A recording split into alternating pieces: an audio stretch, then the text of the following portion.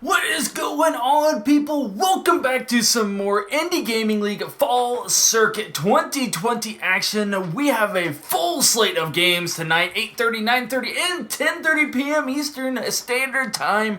Starting off here with this 3v3 matchup. This is a Tier 3 Division 10 matchup of Sloth Squa versus Questionable Touches. Both of these two teams coming in with a 2-1 record, starting off the first half of the circuit very well and looking to carry that momentum forward to the second half and into playoffs. Taking a look at the stats, it appears that we are going to have a very similar style of game based on these two teams' stats. Goals, only a 0.3 difference. Saves, only a 0.2 difference.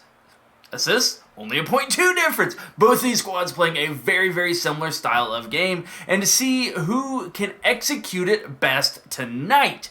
That is going to be the question, as clearly both their strategies work. They both will probably have a very similar strategy, both having more saves than goals. Maybe not necessarily a real aggressive style, or maybe a real oppressive style, but really getting into quick transition offense and transition defense and good, solid rotations. What I'm going to be looking for going forward with these two teams.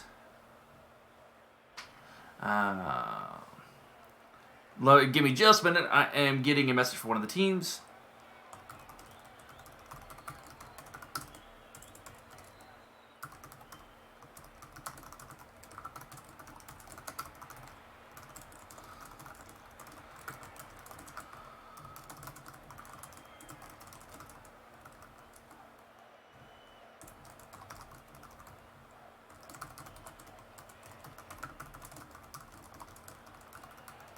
Alright, just getting a quick rule clarification sent out, making sure that everyone is on the same page together. Both of the teams has been sent information, and they should be joining up here shortly. It appears that we have Sloth Squa joining up, although Wolf joining up and then quickly leaving. Hopefully that's not a connection issue. You can get right back in here. And then once Questionable Touches gets, Questionable Touches gets in here. Sorry, first game of the night. It's been a fun couple of days here. We will get right into this game. So, looking at Questionable Touches, the one thing that I do want to point out, and it is highlighted. Is that the question that was coming is they use all four of their players. So all four of them coming in. They all seem to have similar offense. The only one that's a little bit different, they have 0.44 goals per game compared to the 0.8 of the other three players, but then has 1.56 saves and 0.56 assists, being on the higher end of the saves and assists for the team, generally meaning that they're not getting the goals, but they are the first person forward, getting those passes, and then the first person back, so if a transition attack happens, they're there for the save. So that is a very, very important person to have, even if they don't score a lot of goals, to be able to set up their teammates and be back in good rotation and be heady in what they're doing to make sure that they're in the right place at the right time. Meanwhile, on Sloth Squa, they do have that fourth person on their roster, but have not used them the first 3 weeks. And it appears we are just waiting on Wolf. Oh, there we go. It appears that we have everybody in here. Nope, that was... Alright, one person joining in, leaving. I believe that was the captain bringing a person in. Sorry, I'm trying to sneeze here. There we go. Alright, I was getting ready to type. And there we go. Teams are joining up. And we are ready for some Week 4 Indie Gaming League Fall Circuit action. Sloth Squa versus Questionable Touches. Ooh, Wolf almost starting off very quickly. I'm not sure if somebody didn't join up in time for Questionable Touches, or if that was just a miscommunication, as that was almost a kickoff goal right off the bat. But then a demo coming out, quelling that offensive pressure, and right back into Sloth Squa. But Lemon Squeezy As I was getting ready to talk about the players' names, we don't have time because Wolf, not able to get the second touch off the wall here, pops right out to Lemon Squeezy, cutting it right past two defenders, and in for a 1-0 lead just 20 seconds into the game. Maybe now I will have a quick second here, unless if Wolf's going to go ahead and score, and back-to-back kickoffs already. Wolf this time able to win the kickoff and then get the second touch there in front of CW. And 1-1 tied up just like that, 4 seconds in. Maybe now kickoff? Yep, kickoff. At some point I would like to highlight the players' names here. I always like to give a shout out to all the players here. So we're going to go ahead and do that regardless of what happens on the side of questionable touches. We are currently on board with Lemon Squeezy, who did get the first goal of the game, trying to get it over to a teammate, not able to, and CW, 719, and then Dead Fisherman, the three members of questionable touches. For the side of Sloth Squa, we have Sandsbar, who gets the second goal here for the blue side, assisted by Wolf, who got the kickoff goal, and the third member over there cheering on his teammate on that play was Charm. Those are the three members of Sloth Squa who have just taken a 2-1 advantage less than a minute in. It appears we are going to have a lot of offense here tonight, even though both these teams, we talked about the defense off the starting of the game. Why would they do anything less but make me wrong? Offense it is. I am all down for it, however, as offense is so much fun. Hey, thank you. Bacon Fuel! The 8-Bit Nation coming in. What is going on? Appreciate it, my man. Those of you who want to come out and see some 8-Bit Nation and some bacon, we're going to have them twice on this schedule this week on ones as well as the 3 squad. And then I believe we're going to get the 2s, if I'm getting my schedule correct, the 2s on the main IGL channel on Friday. So, Bacon, thanks you so very much, and glad to have you back out. And Wolf says thank you, Sandsbar, for the pass back. Sandsbar getting the flick over Lemon Squeezy and laying it right there for Wolf. A great passing play, and well done getting the 3-1 lead. Yeah, I got it. Woo! All right, we're good. Try to keep track of everything. You guys keep scheduling things with me. I'm going to lose track of it eventually, but that is totally okay because you all rock. You're awesome people, and Sandsbar is rocking the offense here. Sandsbar and Wolf are just tag teaming charm. He's just charming the other squad. He's charming questionable touches. Said, look at me, look at me. And it has been Sandsbar and Wolf that have been absolutely dominating here. 2 goals apiece, 3 assists between the two of them, 4-1 another, and now 4-1 advantage Sloth Squa. Wolf gets that one on down, going to try to find Charm this time, who does pre-jump it. Instead, Wolf going to be able to pick up the demo, and Charm not able to get the ball. Sandsbar trying to get around CW. Able to stop that, but out of boost at this point. The offensive pressure just continues to be laid on thick here by Sloth Squa. Dead Fisherman gets it around 1, picks up the boost, instantly stops. CW there for the challenge. Lemon Squeezy trying to catch it, but Wolf gonna be there. I don't think Lemon Squeezy liked that too much. Takes him out. Dead Fisherman gets that one over 1. That's gonna pop over to Lemon Squeezy. Charm there for the challenge. Send it all across the field. Dead Fisherman, that one's going to be off the post. Anybody there? Charm! Able to pick up the ball, keep it into the corner, but the offense attack continues here by questionable touches. This is a possession that they needed, and it's open net, all 3 of them there! Ooh, CW! Able to call everybody off and get the open net as a miss comes out by Sandsbar. Apparently everybody on the team thought he should have gotten that touch going upfield for the passes, and that leaves an open net for CW to cut this lead in half. Now 4-2 Sloth Squa advantage here in game number 1. Now this is a best of 5. So regardless of what happens, we do have more games to play between these two squads. Always like to see 5 games just because it is so much fun, but oh, Charm just a little bit high on that. So far, the offensive attack has just been astronomically in the favor of Sloth Squa. And if it continues like this, I could very easily see a 3-0. But you know Questionable Touches is not going to want that one to happen. And has been able to score a couple of times here. Keep it close. Here they're able to break out of their own half thanks to Dead Fisherman. That's going to go up to CW. Tries to roll into it, get it off the corner. Goes for the second touch. Is challenged by Charm. But Dead Fisherman able to pop it over. Charm going to go for the second touch here off of the ceiling. Wolf there for the save. CW though, that came out of nowhere.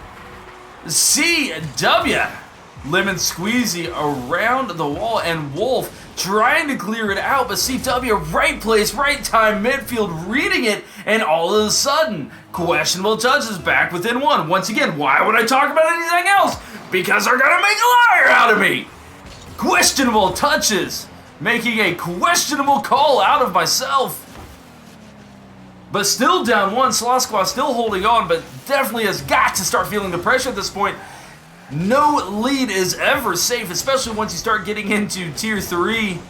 The teams and the offenses can just absolutely pop off at any given moment.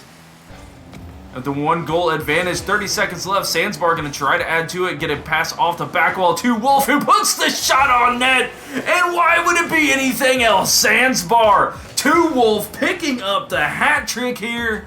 Well done by Sloth Squa. Sandsbar and Wolf just have the connection tonight and able to finish on every opportunity they give one another here in game number 1. Sandsbar, oh, that not the touch that he wanted. Wolf able to get the safe ball, still dangerously sitting in front of the net until Charm able to fly all the way across, and then gets the second touch. This is going to go off the post. It's going to kick out. Wolf going to try to get the cut, unable to do so. Lemon Squeezy cutting across, but Sloth Squa has killed enough time with that to make sure that this game is for sure in their favor. Wolf trying to kill the ball, going to go ahead and pop it on down, and does that. And Sloth Squa able to take game number 1, 5-3. Wolf and Sandsbar, the players there, setting each other up. Wolf got that 1 kickoff goal. Beyond that, 2 assists to the 2 goals for each of them. Definitely the difference. Charm didn't really do much, quote-unquote, as far as stats go for Sloth Squa, but didn't need it as Wolf and Sandsbar carried it the entire way. Questionable Touches. We highlighted their defense. They had 3.62 saves per game up to this point. Only able to muster 1 save on the 9 shots coming out by Sloth Squa. That leaves 3 shots that are unaccounted for by Sloth Squa. They could be a little bit more efficient, but on the same token, Questionable Touches really needs to get their defense going. If they're going to give up that many shots, they've got to be more aggressive in their challenges and be ready to pick up the saves and get in front of the ball to get their transition offense going. They proved there very clearly with their 3 goals, was quickly able to get the ball towards the net and make good on the opportunities given. They just gave up far too many goals, especially when it was Sandsbar to Wolf and Wolf to Sandsbar. But all of a sudden here in game number 2, it is now Charm to Wolf. Wolf trying to make a name for the Golden Striker already early in week number 4. That is his 4th goal in 2 games, just 6 seconds into game number 2. And Sloth Squa takes the advantage 1-0. Oh, Charm blocking the attempted clear there by Wolf does not cost them anything, as Sandsbar able to clear it on down, but now completely out of boost, having to rotate out. Wolf challenging Dead Fisherman. CW going to be able to pick that up, get it off the wall. Exquisite subbing in here for Questionable Touches, trying to get the offense going, and now the defenses are coming back. But Charm, I think Charm heard me, says, what are you talking about my stats? In just 36 seconds, gets an assist to Wolf, and then gets a goal from the Wolf assist. A nice touch. I'm not sure it was necessary, but looks pretty, and you always secure goals, regardless of what your teammates say. It is not stealing, it is securing. 2-0 Sloth Squa. Wolf Trying to get that one around, gets cleared on out by Exquisite CW, trying to track it down, but it goes right to Charm, and gets the touch, gets the top crossbar down and in, and this Sloth Squa team is just absolutely popping off here. Wolf going up for a redirect, and Charm says, no, I got this. Off the top crossbar, kicking it in off that second touch, and now 3-0 in less than a minute. Sloth Squa with the huge early game advantage.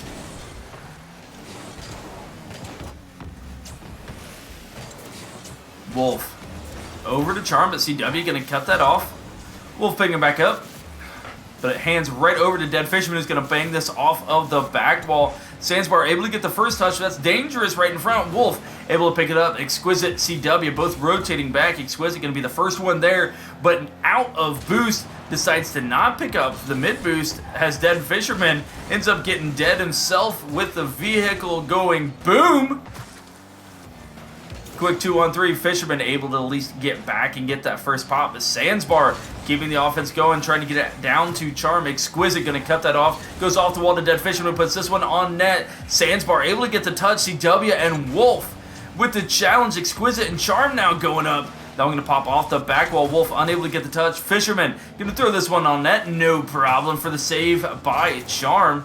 The CW gets popped off the corner hard. Sandsbar getting it out.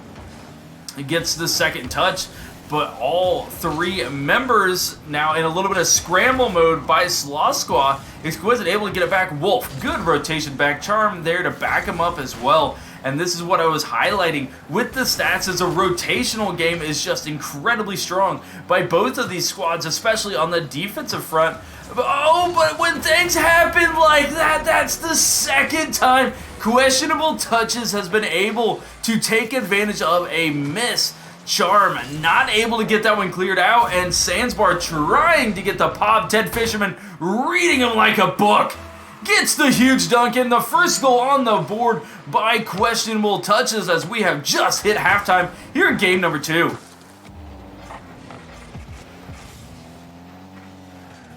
Sandsbar.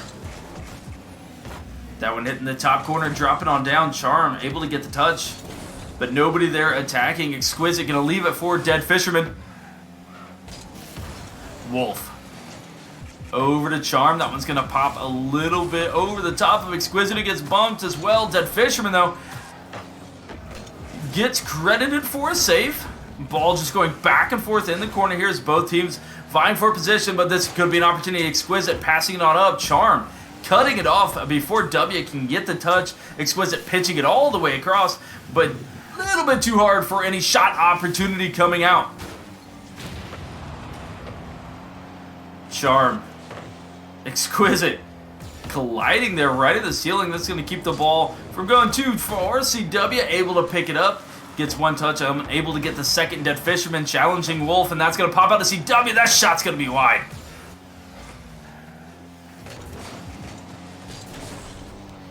Dead Fisherman trying to get to it. Charm instead driving all the way down and goes for the solo play rather than a pass out to a teammate. Tried to hop off the wall and roll back into it unsuccessfully, but showing that they don't need the teammates to be able to attempt to make a play.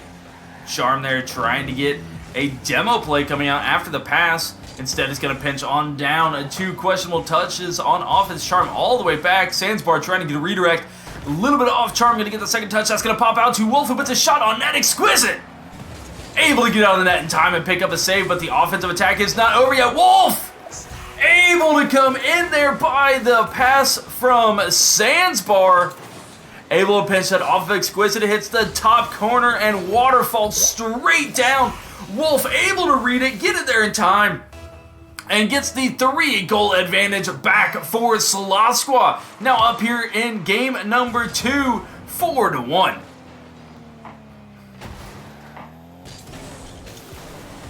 Wolf, oh my goodness, how did he pick up that save? It ultimately doesn't matter as CW does get the goal, but Wolf, that ball bouncing off of the post and then pinching out, but right to CW. Once again, right place, right time. CW has taken advantage of that multiple times already in this series to be able to punish the questionable touches by Sloth Squa. And that has allowed them to stay in this game and in this series, even though up to this point it has been the offensive power by Sloth Squa that has been the defining factor. Just a couple of mistakes coming out from him, and questionable touches has been making them pay. Questionable touches just needs to figure out how to make sure that the offense is not this incredibly strong going into game number 3, as Sloth Squa going to take game 2 as well as going to be up 2-1. Wolf trying to add an extra goal to his name. Exquisite able to pop that one off and down, and eventually the ball touching the ground of Sloth Squa. Now up 2-0 and just one game away from taking a clean sweep. This time, Wolf still there on the offensive attack, but Charm getting on the board, picking up an assist, picking up 2 goals as well to his name. Sandsbar able to sit back a little bit, just pick up that 1 assist, but you're seeing the shot difference. 8 shots to 5, 3 saves to each, but the 8 shots to 5 shots, 2 goal difference, and just that shot difference, the efficiency was there for both the teams. Just that shot total was the difference. And questionable touches, their 2 goals came off of misses and missed touches by Sloth Squa. You really can't expect Sloth Squa to make all that many mishits and missed touches and just misses in general if you want to win this. Based on how your defense is playing, you've got to be able to stop the offense of Sloth Squa and be able to clear out of your own half and not allow these relatively easy goals. I can't even say like they're fantastic goals. They're not getting double touches. They're not getting flip resets. It's nothing fancy. It's just good, clean passes, and the shots are on target. Questionable touch is just not able to get up in time and stop that, and is going to need to if they wish to stay in this series, as they are now on the brink of being swept in week number 4 and falling to a 500 record of 2-2.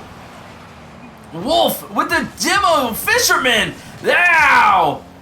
Well done, Fisherman. Able to get back. I thought for sure Sloth Squa was going to get on the board first right then and there with that demo play.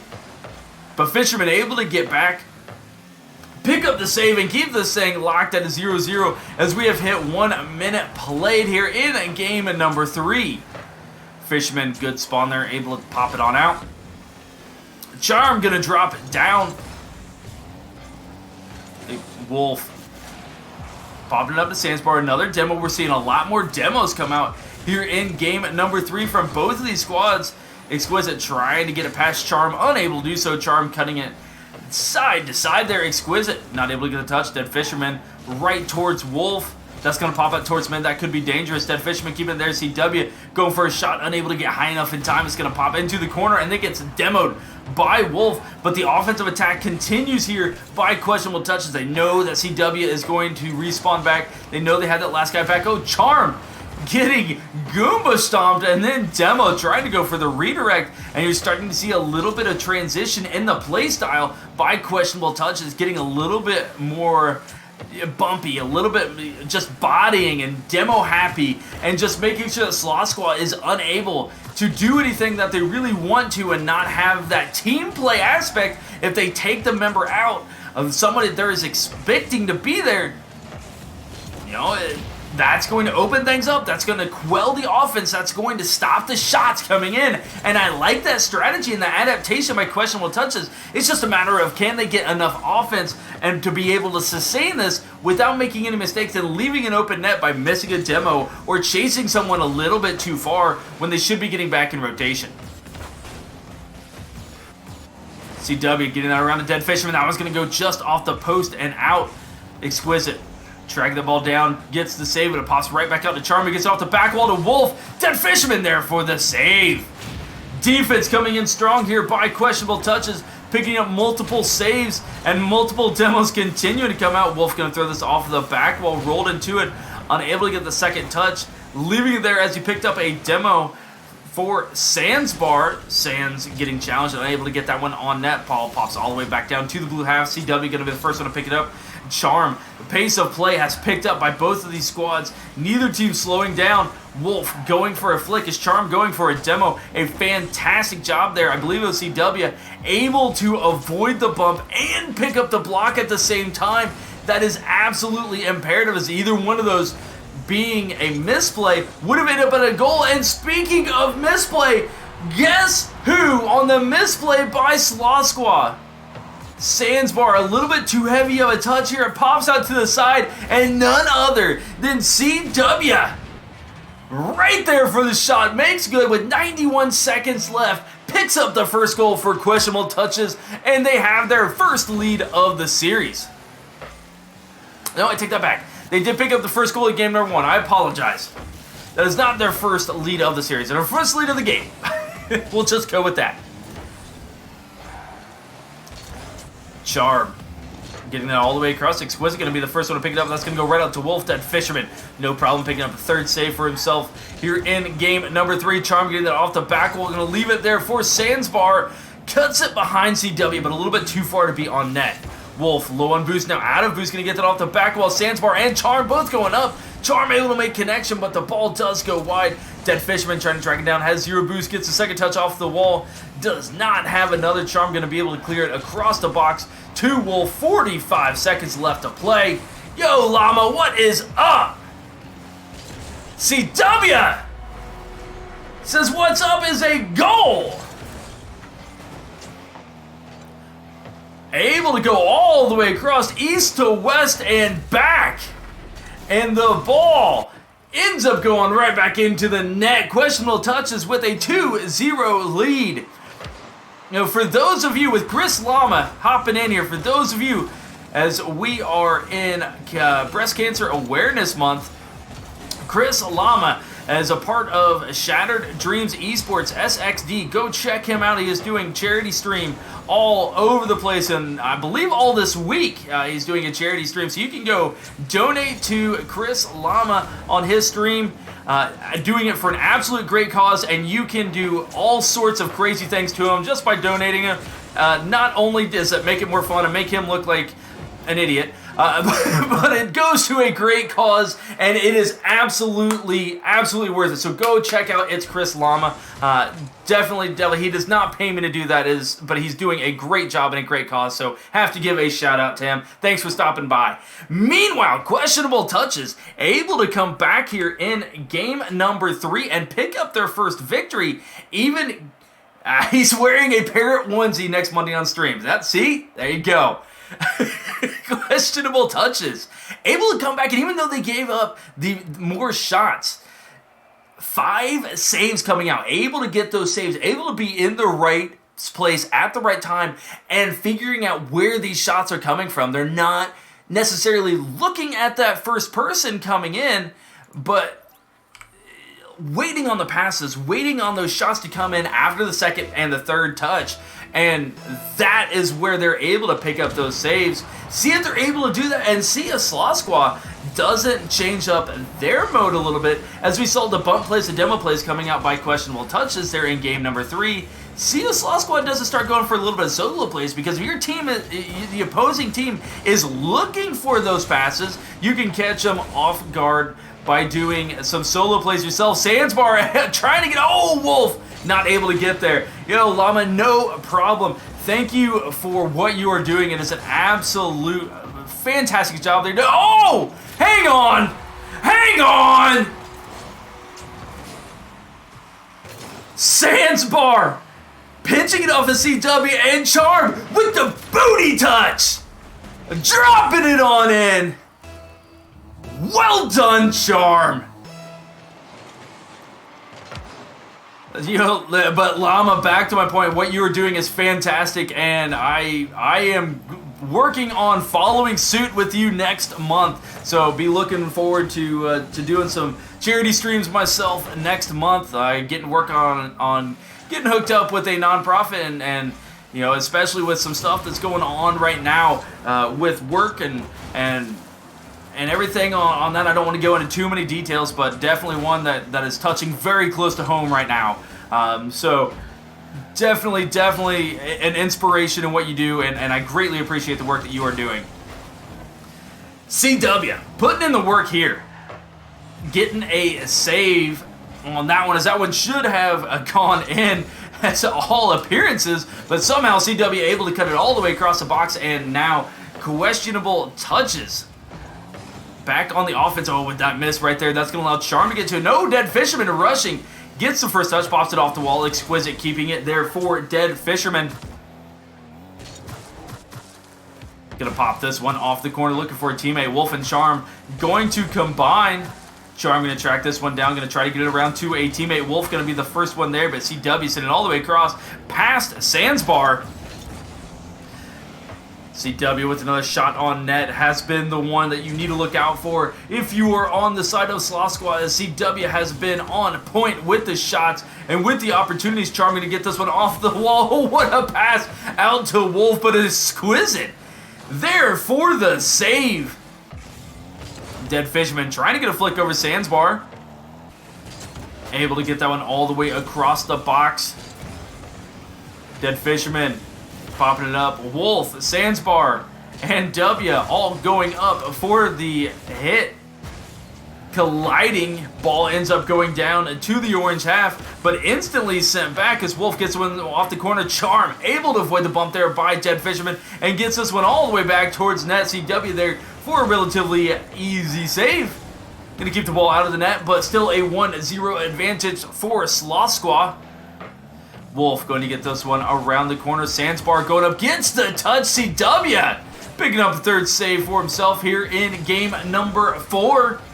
Trying to keep this their hopes and dreams alive in this series and move to a 3-1. They have to complete the reverse sweep, but there to do it.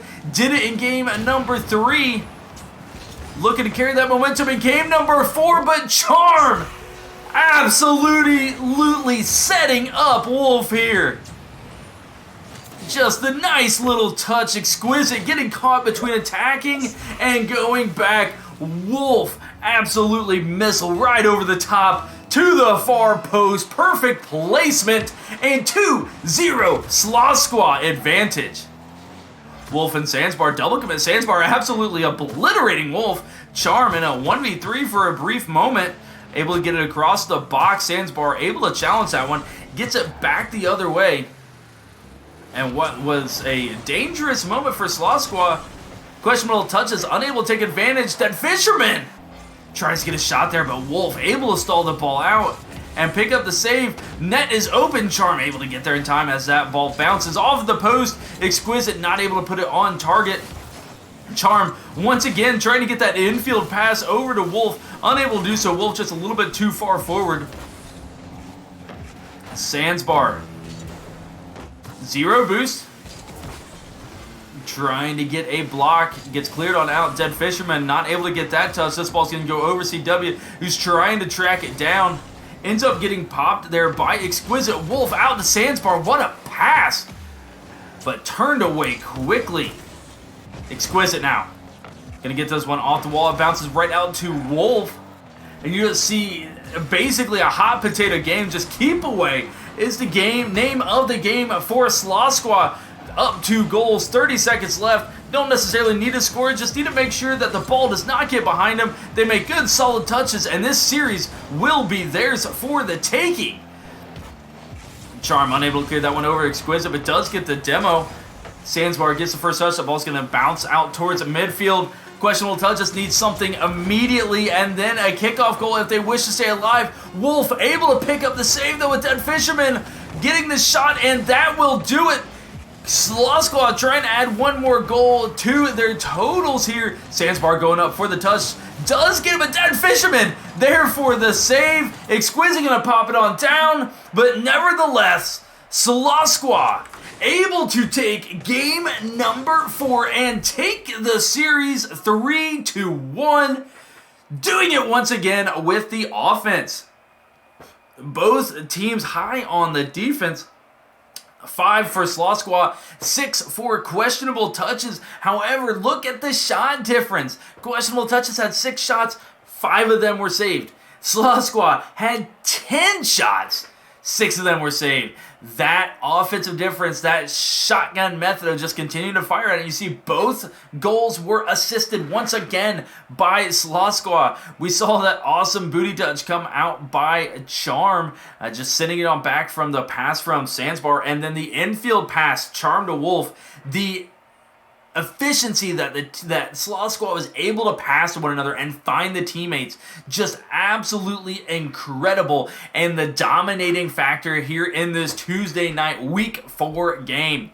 GG's to both of these squads, so I absolutely do not take anything away from questionable touches. They are 2-2 at this point as they unfortunately dropped this game, but still looking strong for the playoffs. Right now it's looking like a 500 team, maybe 2 or 3 in the Tier 3 Division 10 matchup is going to be able to make playoffs. So even with a 3-3 record, they're still sitting okay, but still have the ability to be 4-2, which is looking very, very good to make playoffs. So definitely looking forward to see how they finish in their last 2 weeks. Meanwhile, for Sloth Squa, moving forward to 3-1 and perfect placement to be able to move forward and be one of those top 16 teams in playoffs. Yo, dude, where's my comp? Thank you for allowing me to do it, as I believe that, if I remember from last week, I believe that is Sandsbar with that Twitch name. That's fantastic. But thank you for allowing me to do this once again. It was an absolute blast, and congratulations. GG to both of these squads. However, we are not done for the night. We still have 2 1v1 matchups tonight. We don't get too terribly many 1v1 matchup requests. However, we have 2 of them tonight. As I am pulling up my schedule. As we saw 8-Bit Bacon Fuel hopping in earlier tonight, we have his 1v1 matchup. That is up next at 9:30 p.m. Eastern Standard Time. That is 8-Bit Nation versus Wolverine. And then immediately following that, we have another 1v1 matchup. It is Bullwinkle versus Underdogs. So those 2 matchups are still here to come here in about 25 minutes. So I am going to head to a Be Right Back screen. I'm going to go tell my kids good night real quick, and then I will be back. If I'm back a little bit early, I may do a game or 2 just to kill some time, but we will get things skinned and ready because the next matchup here, 1v1 East. 8-Bit Nation versus Wolverine. So you want to go grab a quick drink, grab a snack, hit the bathroom. We'll be back with some 8-Bit Nation Wolverine matchup 1v1 coming at you here in just a few minutes. In the meantime, everybody out there, chill out. We will be back shortly.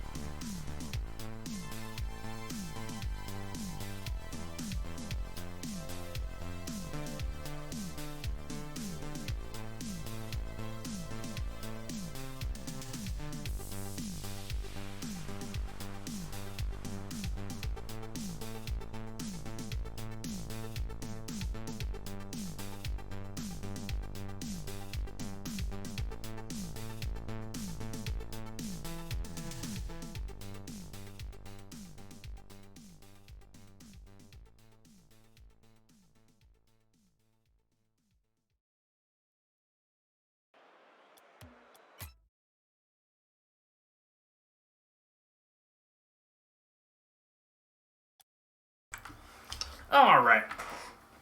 We got everything good to go. We got about 15 minutes until the next game gets going. Just chill out. Play a game or two of Rocket League here. See how this goes. You'll enjoy my rank there. But next up, we do have a 1v1 matchup of Wolverine versus 8-Bit Nation. That's 8-Bit Bacon Fuel. I swear I screw up his name at least 3 times a day when casting.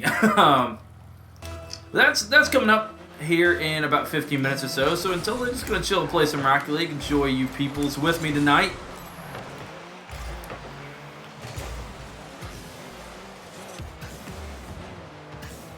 See how this goes. Try to get this out to a teammate. Oh, how about I just fake? How about everybody fakes? All plan.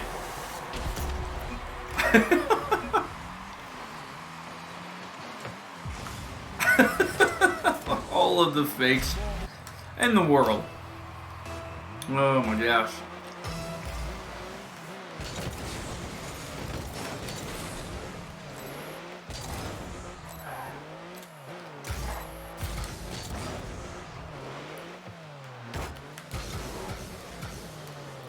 Uh-oh. Screwed that up.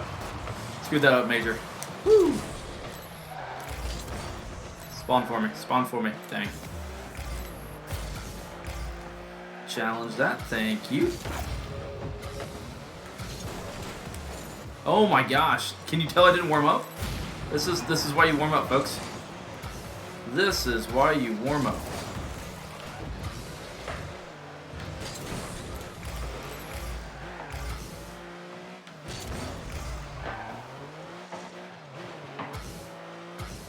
He should get a touch. Nah. Does he turn on? He is. Does he get a touch? He does not. Frothy Mug should get that. Upsilon now. Alright, I will go.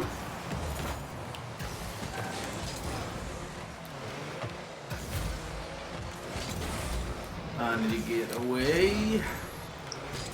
Upsilon should go. Upsilon should go. Upsilon, please go. Upsilon, please go.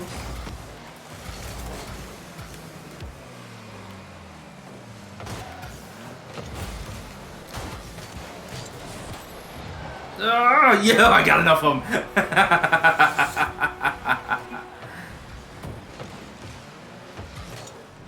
Bump C White out of the way. It got just enough of Frothy Mug.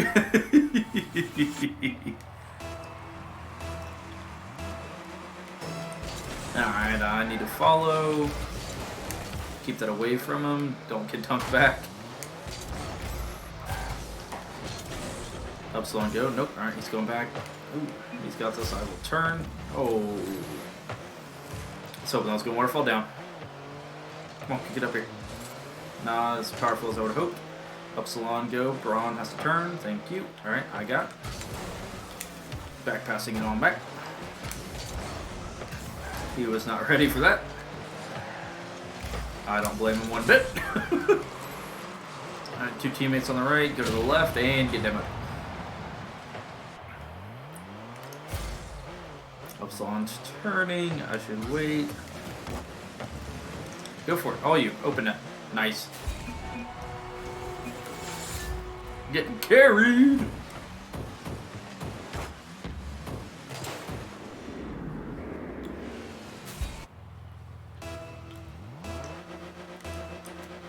Upsilon follow. Dang. Oh, of course. Want to turn upfield.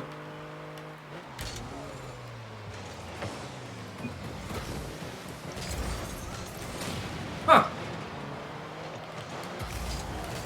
Oh.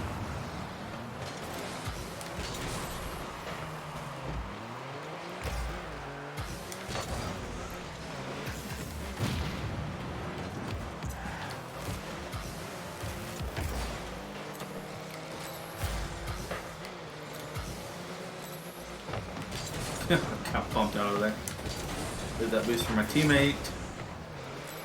Go back post. Upsilon not the greatest, just as good as these nuts. He's got the touch. Duck him here, no boot. Try to get that out to a teammate. No, he's already there. Sweet. Cross teammates there. Shot coming.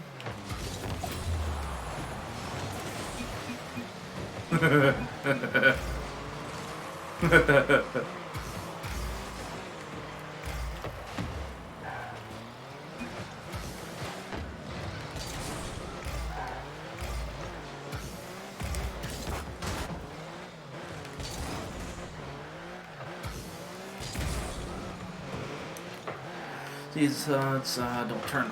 Okay, you turn.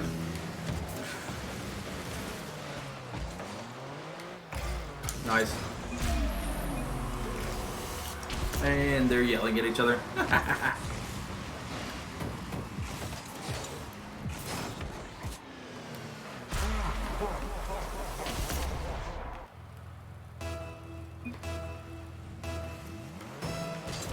Alright, you need boost, so I will.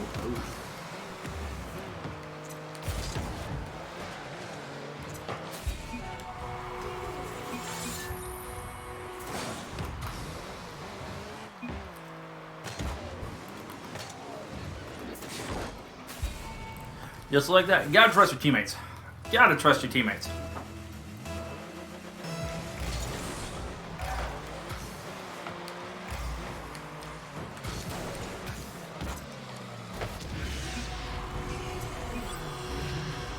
Never so often you gotta do something yourself.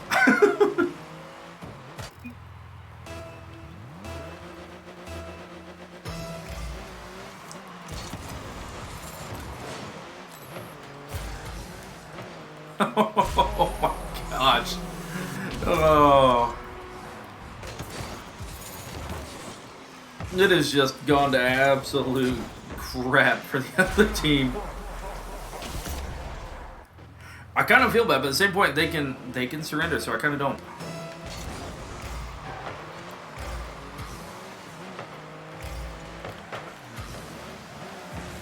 Ooh, nice touch. All you, these nuts. All right, on me.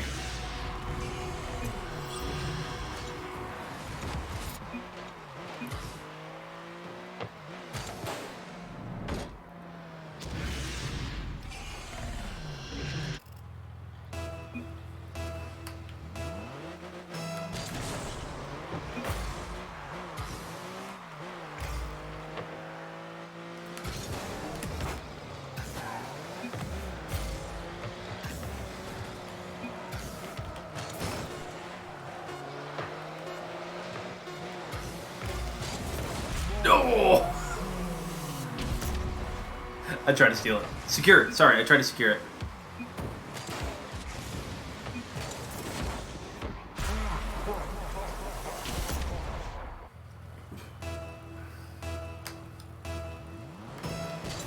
Will we get 10?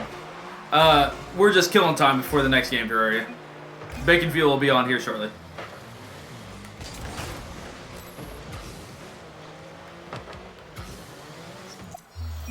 So we're going to get that set up right now. The other game ended early, so I was just killing some time. Listen, Terraria, because I know you can DM me. Would you rather watch me play or would you rather watch Bacon Fuel? You don't have to say in chat. You don't have to say in chat. You don't have to even say in the 8-Bit Nation Discord. But, I mean, I'm just saying.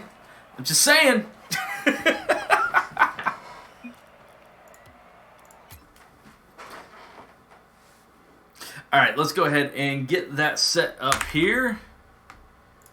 And then we will send out the info.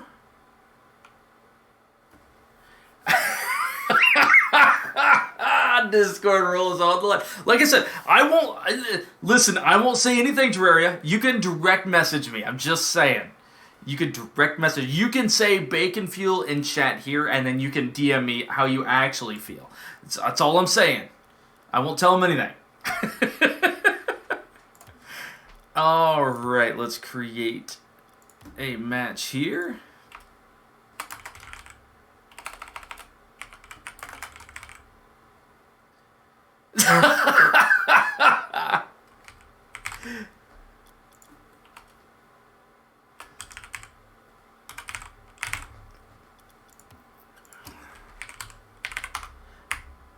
Please no ban. Alright, I am sending out the lobby info now. Alright.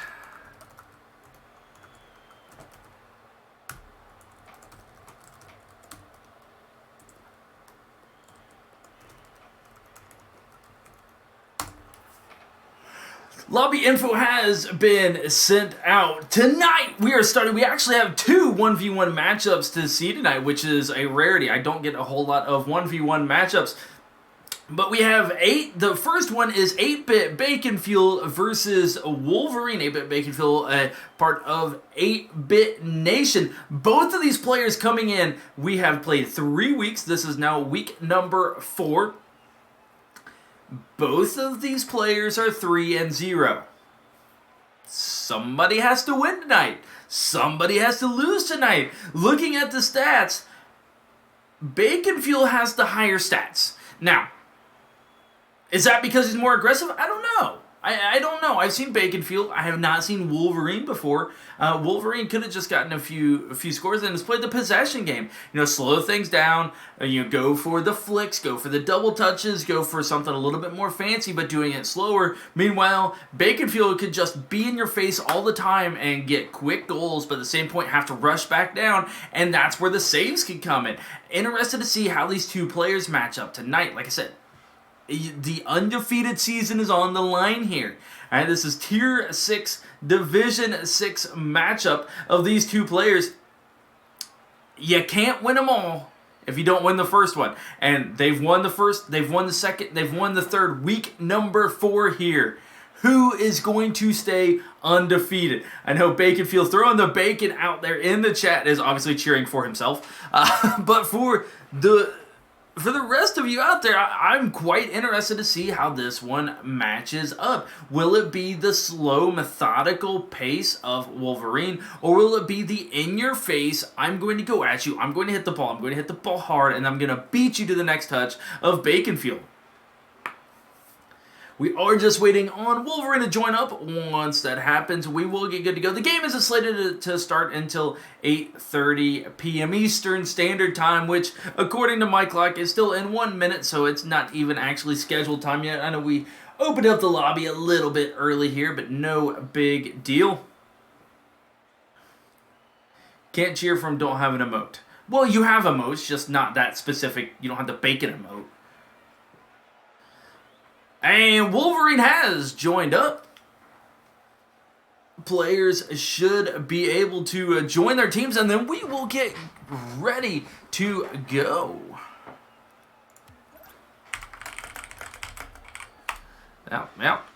Yep. As soon as I'm typing it up, they join up, and here we go. Undefeated season on the line. 8-bit Baconfield versus Wolverine. Kickoff goes to Wolverine, but back on his own half, wins the 50-50 there against Bacon. Now, for those of you who are just joining us for the first time on my channel, first and foremost, thank you so very much for coming out. But secondly, and most importantly, you guys are here to support one of these two players or one of these two teams or organization, or you're generally here to support somebody that's playing. You guys can go nuts. You keep something offensive, derogatory, demeaning, you keep all that crap out of chat, and I could care less how you spam caps, emotes. I don't care. Go nuts. For whatever player, team, organization you are here to watch and cheer on. It is totally cool for me. Bacon, able to start things off here, does get that one just in it. Gotta love the goal explosion there. But able to win the 50-50, and that's that in-your-face mentality that Bacon has. Able to send that one in, and then wins the kickoff and gets the second one as well. Quickly done here by Bacon. No boost needed. Able to win the kickoff and get that next tap in. Baconfield quickly up 2-0. However, for those of you who are not necessarily as attuned to 1v1 matchups as you are 2v2s and 3v3s, as we see right there, Wolverine able to come back and get a goal of his own off of the kickoff. Ones are extremely volatile. At any point, anybody can score off of any kickoff and any touch. You never know what is going to happen in ones, which makes them incredibly exciting. On the other hand, 1v1s could be a lot of just going back and forth and really no action happening compared to 2v2s, which could make ones, to some people, relatively boring. However, with these two players, I fully expect it to be a knockdown, drag-out fight with Bacon trying to get in your face and Wolverine trying to slow down and play that possession game, and the two different modes just constantly battling back and forth. And we're already seeing it here. Wolverine trying to start a dribble and get the flick, and does. Bacon getting juked out by the flick there. Well done by Wolverine to start the dribble and then continue to Carried on top of the scarf for 3-4 taps before the flick comes out. Does not bring it out immediately. Waits for Bacon to challenge before it comes out, and that ties up this game at 2 apiece.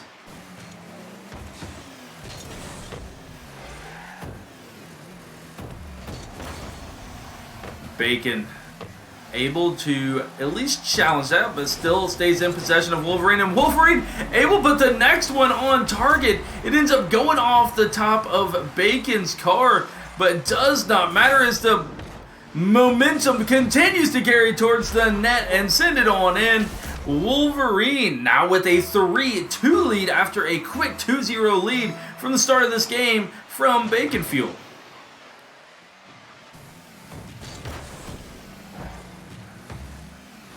Bacon out of boost, trying to start a little bit of bounce dribble, trying to fake out Wolverine, does not fall for it, able to get the touch, and then Wolverine picking up the mid boost as well. That leaves Bacon in a scramble for boost. That shot's going to be on target. Bacon picks up the save, but now has to scramble back as the next shot coming back, and Bacon picks up that save as well. What a defensive play by Bacon. Now on the offensive attack, Wolverine low on boost, able to pick up the save. Well done with the shadow defense. And now we got some back and forth action. Wolverine gonna pop this first one off the wall. Bacon gonna go up and make sure that the ball does not cross the box. Doesn't give Wolverine an opportunity to take a shot. Go ahead and do it again. Bacon able to pop the next touch over Wolverine, who does pick up possession. Gonna be able to pick up his own corner boost. The little bit of a mistouch there, and Bacon able to pick up the demo. And that allows the goal to come out and tie it up as well. Wolverine does get a touch, but not strong enough to clear it on out. Ball just sitting there, dribbling in front of the net. Bacon taking advantage of it. Now tying the game up at 3-all.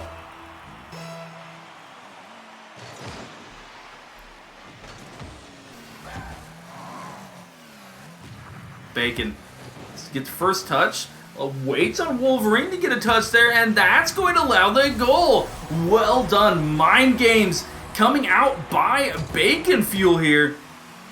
Not going up and challenging. Up to this point in this game has been in the face of Wolverine every time. And that time just sitting back and waiting, letting Wolverine get the touch to be able to pop wherever it is and sit on it and take the advantage back. Now up 1 goal, 4-3. Yo, Skay-san, thank you so much for that. I appreciate it. It is an absolute blast to do, and I absolutely love casting here within the Indie Gaming League. The teams are great, the people are great, the communities are freaking awesome. I cannot speak highly enough, and I appreciate the kind words. Wolverine appreciating that touch there and able to tie it right back up. A nice placement on the shot, able to send it far post away. Oh, yes! Yes! Yes! Yeah! Bacon, Wolverine, props to both of these players. And better yet, it is tied up. So this ball is just going to roll around for the next minute and 20 seconds while Bacon and Wolverine are locked up in a Rule 1. And look at them. Look.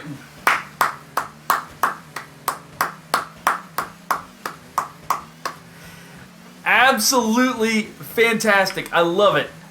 I absolutely love it from both of these players.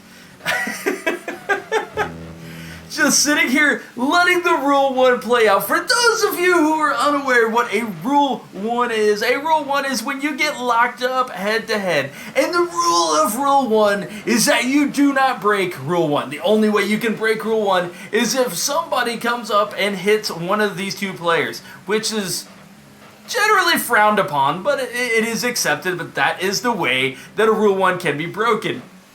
It's a 1v1, there's nobody to break it, so mad respect to both these players, and better yet, it is all tied up, so we are going to head into overtime with these players tied up 4 apiece with next goal that wins. Mad props and respects to both of these players. That is fantastic. I absolutely love it.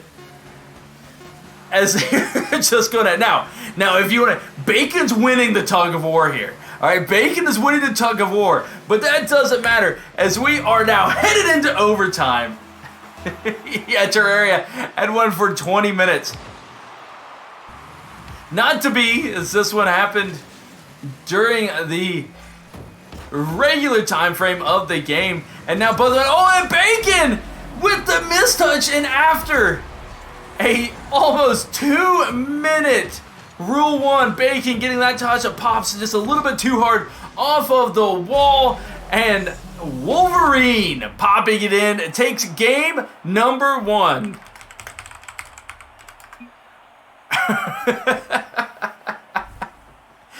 Oh my gosh, that is awesome.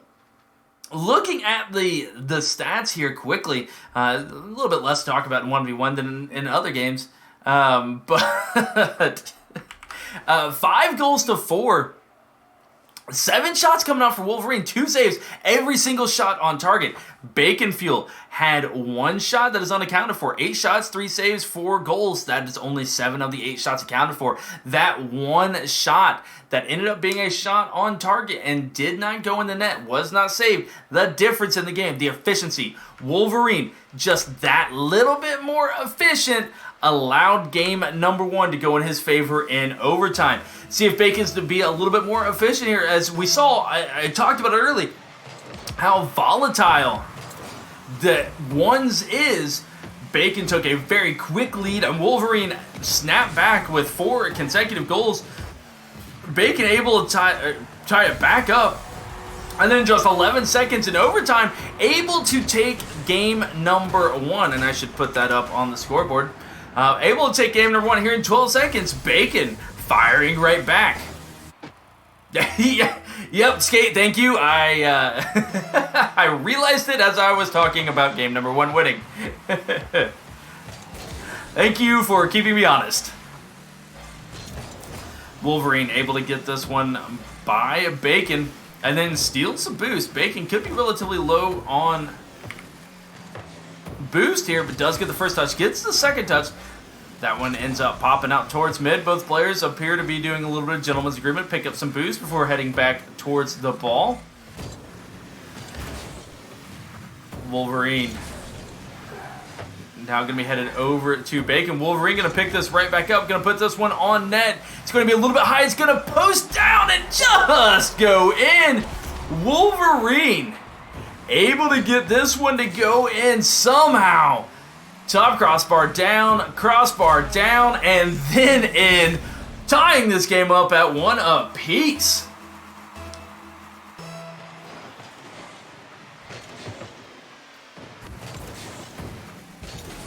A little bit of a stall kickoff coming up by these 2 players. Wolverine able to pick up the mid boost and then gets the flick. Bacon gets the demo, but Wolverine does not care as picking up the goal here.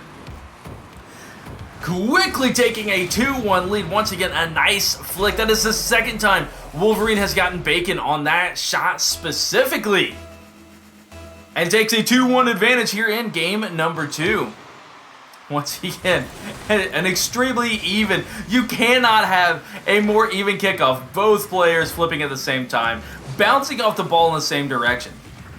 Bacon trying to use a little bit of speed there to get by Wolverine. Instead of going by the demo, had an opportunity.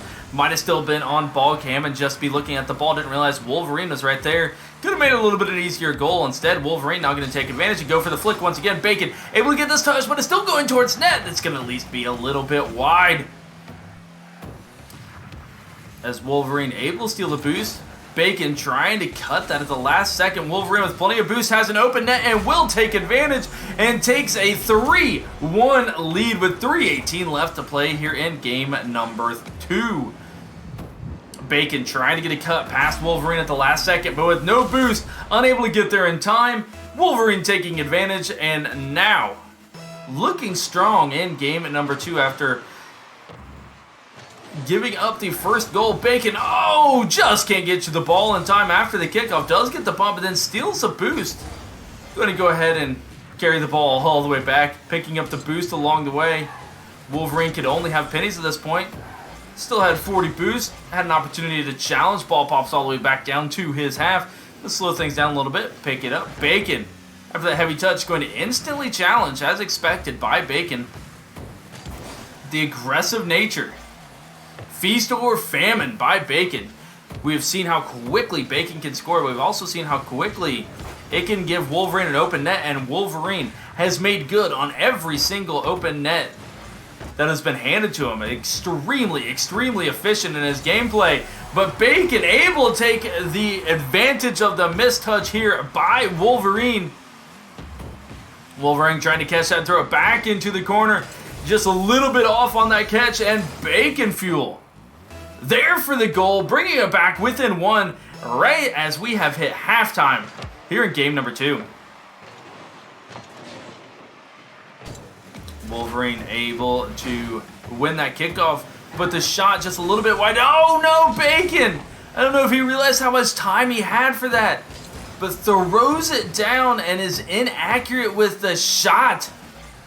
And that could come back. It could cost him. 2:15. Remember 2:15 in the back of your heads.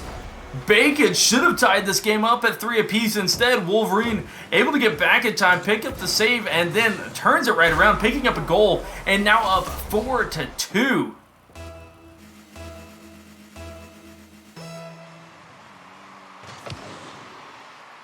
Bacon winning that kickoff, going to go ahead and pick up the corner boost.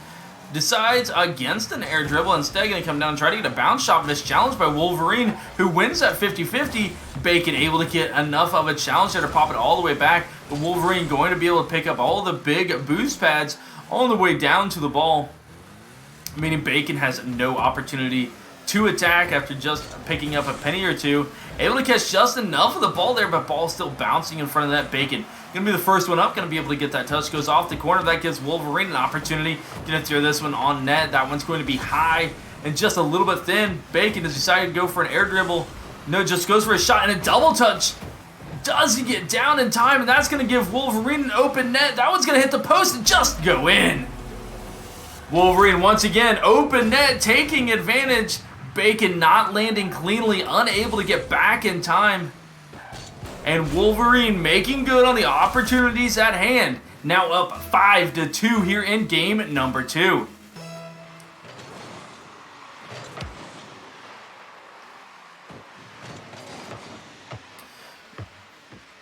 Bacon and Wolverine both vying for position, trying to get boost. Wolverine able to pick up the mid boost as Bacon can't quite get that one on time. Yo, Fury, what's up? What is going on, man? 6:45 out there on the West Coast. Finish some supper. You got some cast tonight, Fury? I added way too many games today on the schedule to remember who has what games where. Bacon able to finally win a 50-50 and get a goal, bring this back within 2.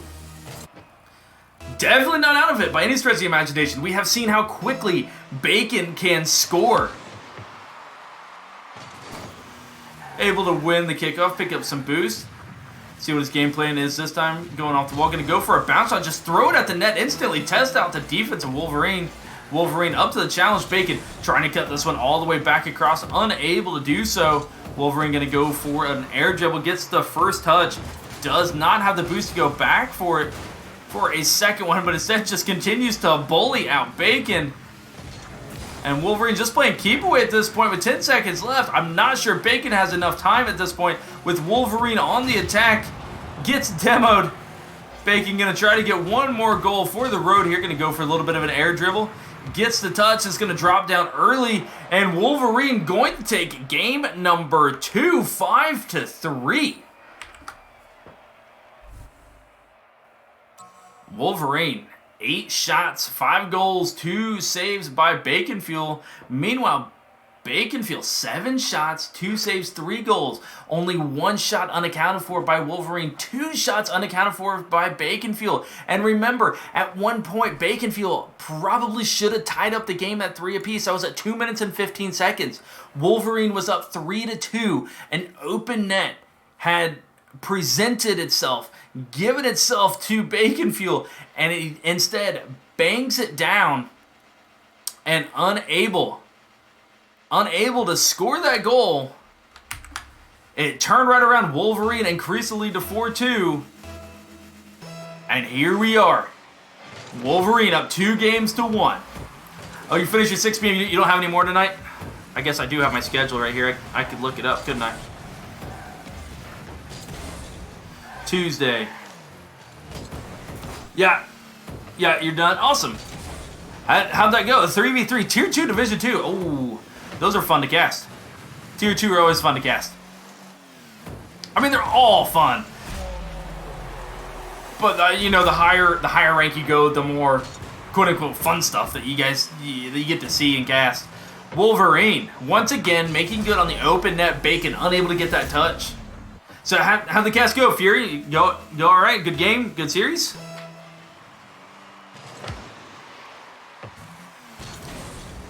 Bacon and Wolverine colliding there once again. We're not seeing too terribly many kickoff goals. They seem to be stalling out. Oh, your buddy lost. Rip. Still a better love story than Twilight. Yeah, it feels bad, but hey, it's a great series. At least you got to cast a great series. Bacon getting this one off the net, trying to get an opportunity. Wolverine able to challenge Bacon once again, going off the wall. We got some east to west action down here in front of the net of Wolverine. Wolverine trying to clear it on out. Able to get that challenge to at least go towards the midfield, where Bacon picking up the boost. Wolverine gets the touch. Just going to go around the corner. Not going to make it to the goal in time. That allows Bacon to get to the ball and try to clear it out. But Wolverine doing a great job of backing off. Now with an opportunity for a shot. And makes good on it at the last second. Sending it there just in the top corner.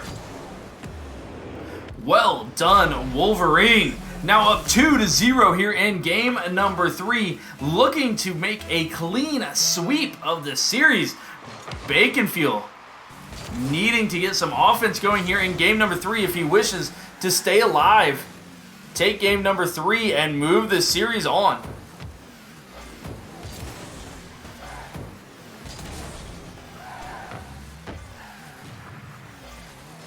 Wolverine popping that one off the wall, goes for the next touch. It's up sending it just a little wide. Bacon winning that 50-50 though on the save. This one's going to be just a little bit wide, but Bacon has an opportunity for a shot on net. Goes a little bit too far past the ball. Momentum carrying him too far. Didn't hit the brakes soon enough to be able to stay on point for that shot. That allows Wolverine to get the save. Going to start an air dribble, gets second touch. Bacon feels backflip. A nice job by Wolverine to carry this ball all the way down. Gets not one, but a second touch here. And Bacon backflipping, trying to go up for it, unable to get the touch. And 3-0, Wolverine with the advantage.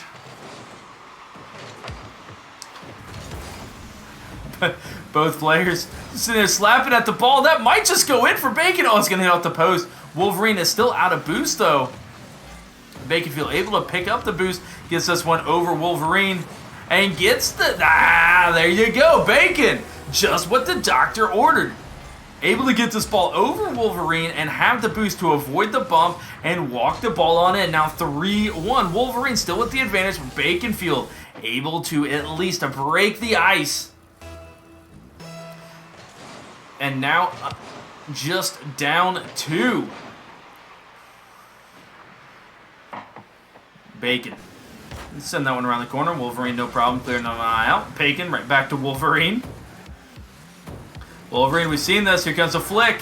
Bacon, able to read that one, picks up the save, but ends up smacking his face there on the inside post. But Wolverine, with a miss, allows Bacon to come out and clear the ball down, but completely out of boost. Going to miss the mid boost here. Going to try to wrap back around and get up to it. Wolverine did challenge. This could give Bacon an opportunity, and it does. All right, you're here.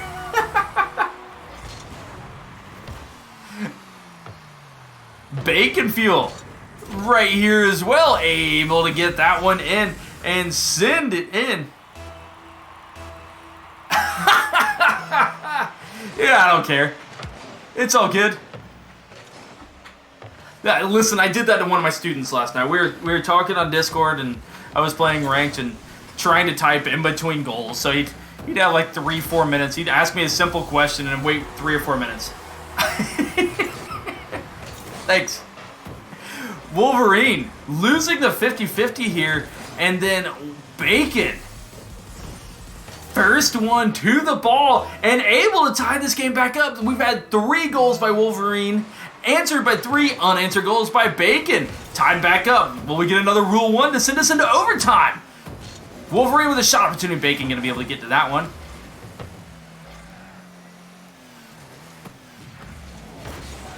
Wolverine, that one's going to be on net, but not able to chase it down as Bacon does have enough boost to get there and need to pick up his corner boost.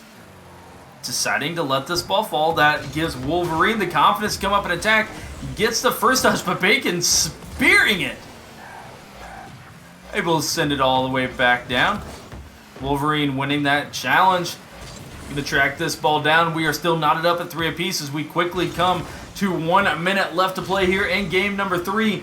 Wolverine looking to take a clean sweep. Bacon looking to start the reverse sweep. Both of these guys undefeated in their one series up to this point.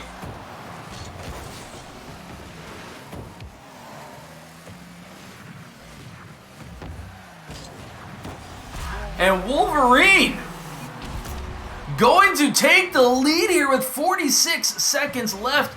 Bacon trying to get the touch here, but just a little bit too slow. Wolverine. The third goal by Bacon was Bacon beating Wolverine to it. Goal number 4 by Wolverine is him beating Bacon to it. Just the speed of the play.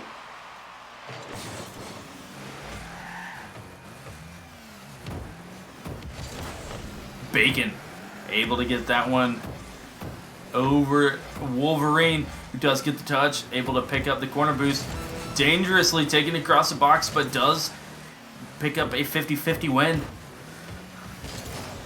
And then going to be able to send it all the way down into the corner for Wolverine at this point. Just a matter of playing keep away up a goal, just killing time, killing the clock, making sure Bacon does not get an open net opportunity.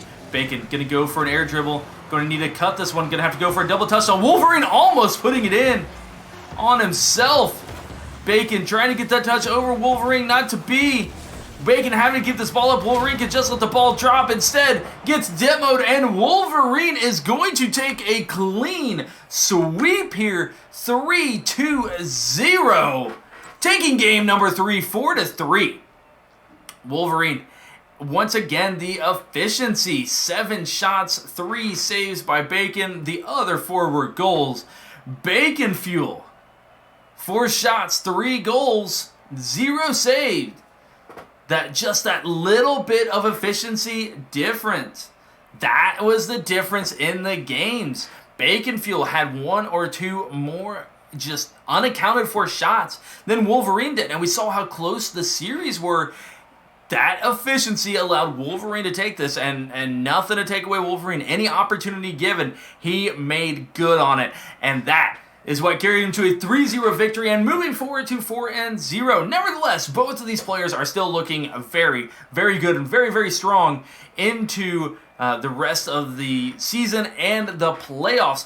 As if these two are undefeated coming in here, the 3-0 is not indicative of how the series played out. That is very misleading to how close these games were, and at any given time, I'm sure Bacon Fuel would be able to take multiple games off of Wolverine and make a series of it as far as the stat lines show. But tonight was ultimately all Wolverine. GG to both these players. Was a blast being able to have you guys out here. As like I said, I don't get a lot of 1v1s, so it's not that I have anything against 1v1s. They just don't get streamed a lot. 2v2 and 3v3 tends to be where it is. But it's always fun to see different people coming out here and playing.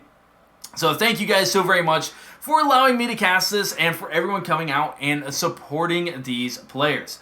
Yes, I do have 2 tonight. I actually have 1 more coming up tonight. Here in about 30 minutes, we have another 1v1 matchup. It is Bullwinkle versus Underdogs.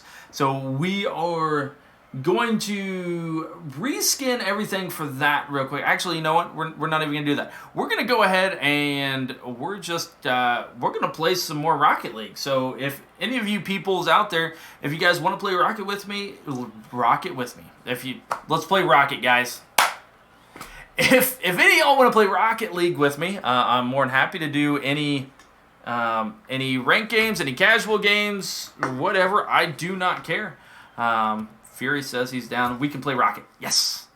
Thank you for playing Rocket. Fury, I don't think I have you as a friend in Steam or Epic or whatever the heck this is now. No, I don't think I have you. I don't have you. Nope, I don't have you. So if you want to add me, there's mine. It's Yummy Kangaroo 209 is my Epic. Or just Broke Fang on Steam if you look me up on Steam. Both of those are completely okay. Go ahead and shoot me a friend request. And then we will go ahead and play. If anybody else out there wants to play, if we get more than 3 people, we can do private lobby. That is not a problem, as I'm getting messages on Discord. Apologize for me looking over here. My second computer's over here. Fury, nice.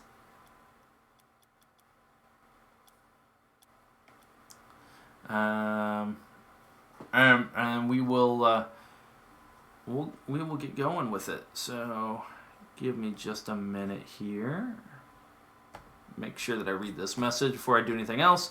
All right, it is not pertaining to next game. Baconfield with the friend request as well. We'll accept Baconfield. Bacon, you want to hop in? You gonna, or you? I don't know if you're still out there. You want to hop in here? Oh, see, look, this is okay, Fury. This is why. You know, this is why we get along. Like.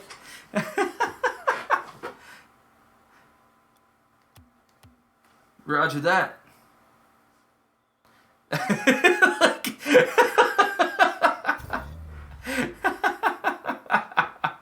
Like, that's awesome.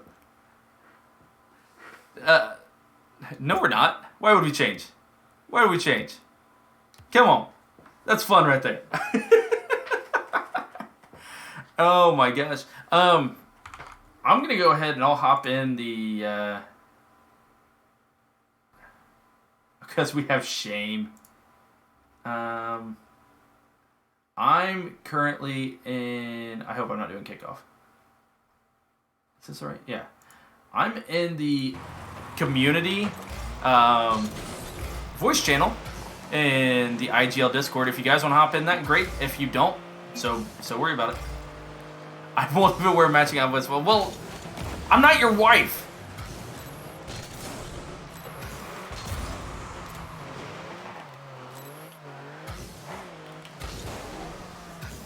He's got me beat.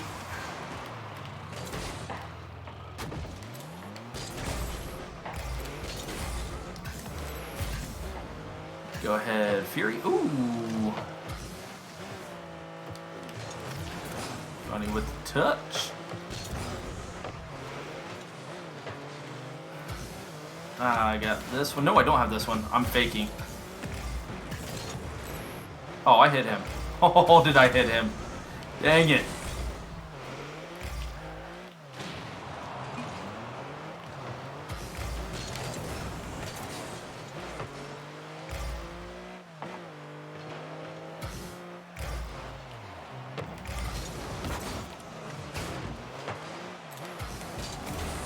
He doesn't even jump up. Dang it. The bounce shot. The bounce shot.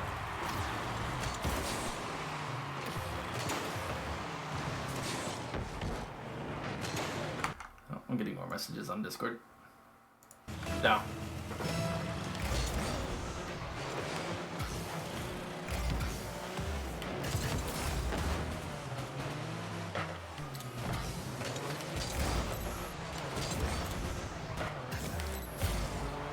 Fury to Bacon. I wish I was there. Honestly, Abe has this touch. Keep it low. Right to Bacon. Oh. Alright, I'll go ahead and turn on this.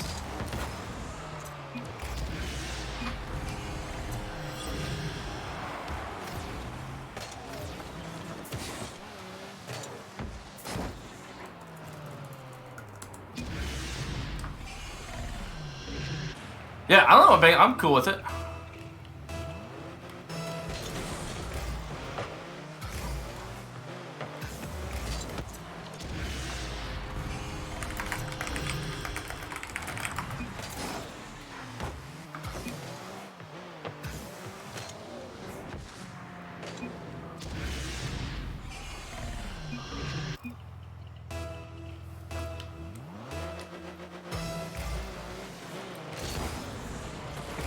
Yeah, we can get a couple comp games in.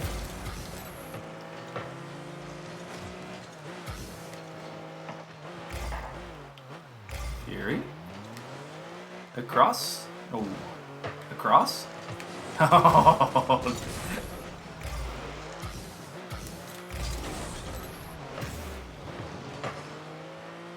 Bacon turn on that. He's got the touch. Dang.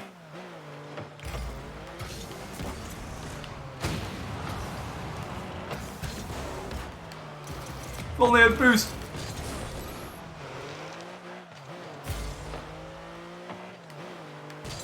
Fury, you can turn on that when you get boost.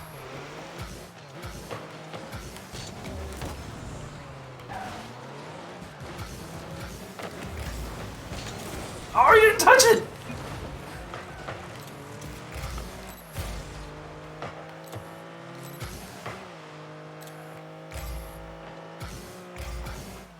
Bacon should have that. Is Fury going up?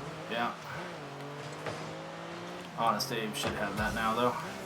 The phony. Bacon should be there. Bacon going up. That's across to Fury. Back him up here. Nice. One more. Oh my goodness.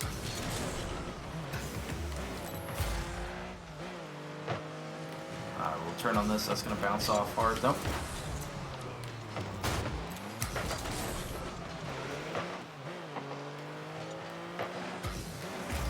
Ah! No.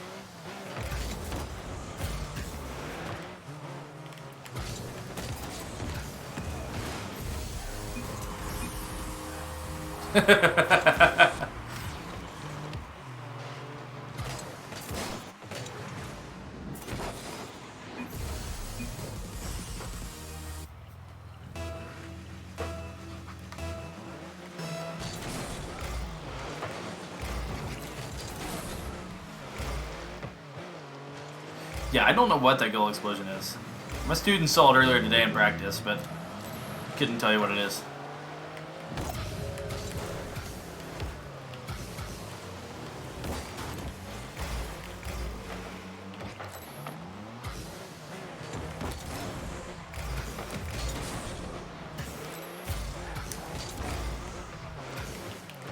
Faking.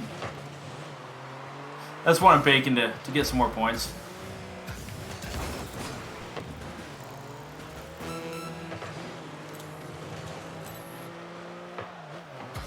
Oh.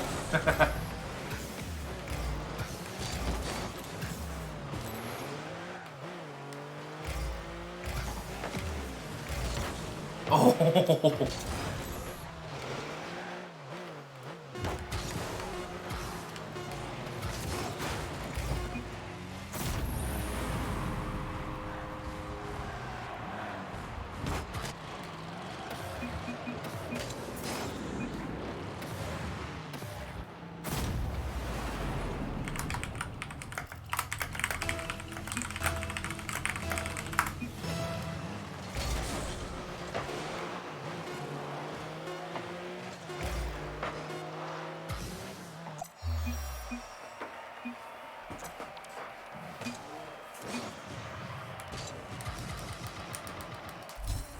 Alright, so they want to do a couple comp games. That is perfectly fine with me.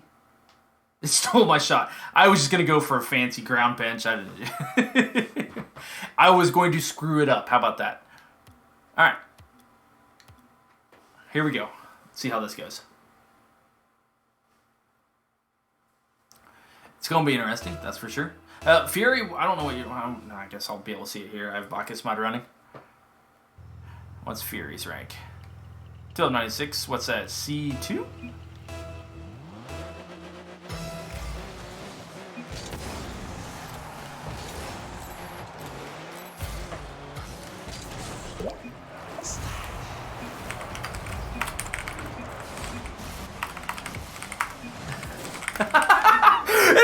Sloth Squa!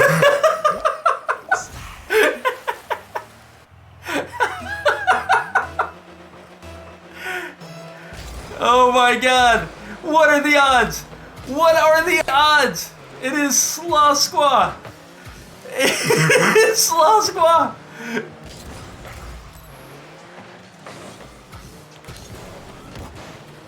Oh my gosh, that is freaking amazing!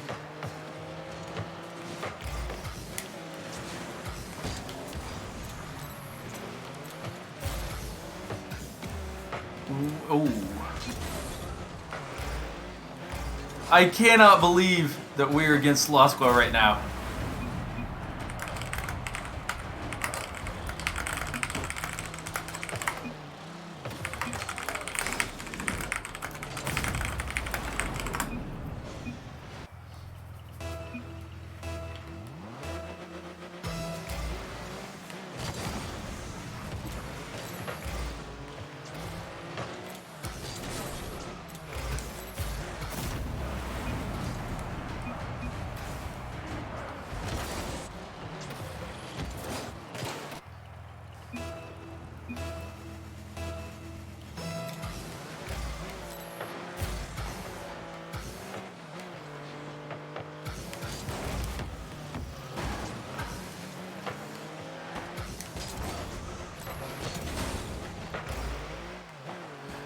Alright, Fury's got that up to bacon.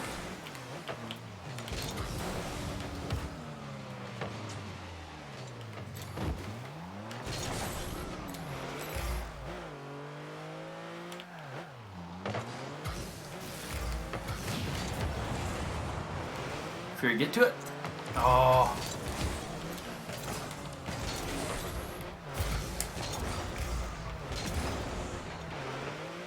Alright, Fury, you can turn on that. I got your back. Wolf should get that.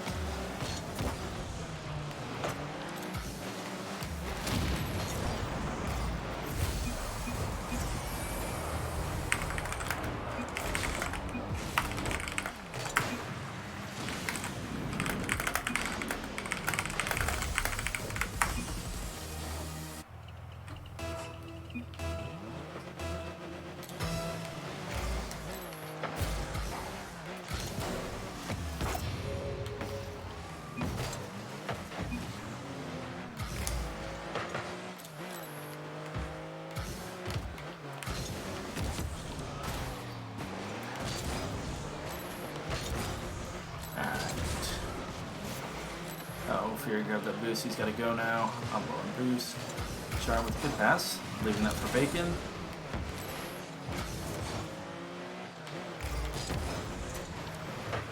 No! No! Roger that, Fury. I gotcha.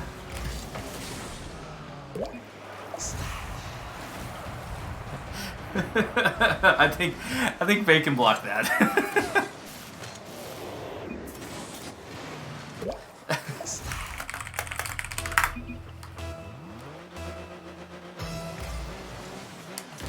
Oh!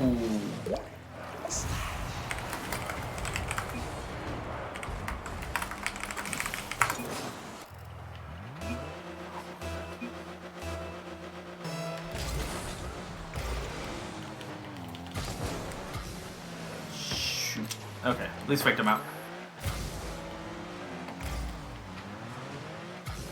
Wolf up to Fury. You can turn on this. I got back up to you.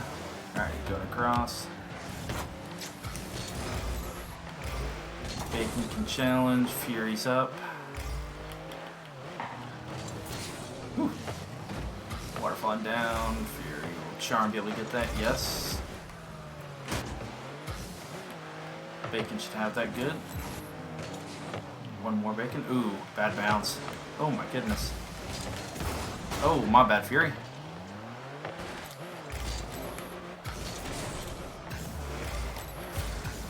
Alright, Fury's up. Charm with save. Bacon can go for it. I got your back.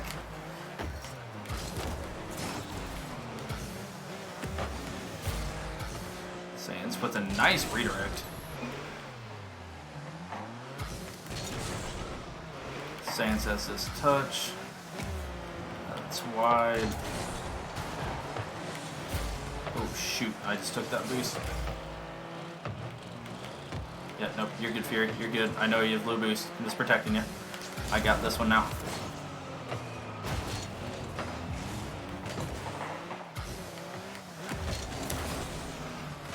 Ah!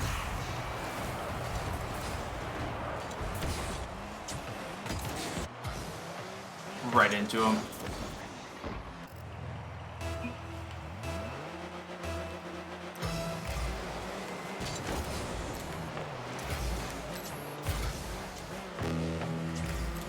Bacon, you can turn on that. Alright, Wolf.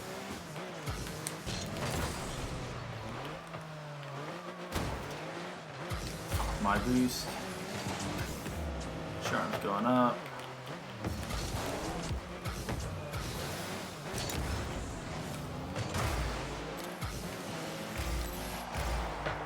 It's got the touch over there to Fury. Now it's going to be Bacon. He's got this touch right here. Oh! Go to the shot. That one's high. Bacon can go for it. Wolf's got the touch. Oh! Thank you for the demo. Oh no, Sandspark. No. I should have had a touch here.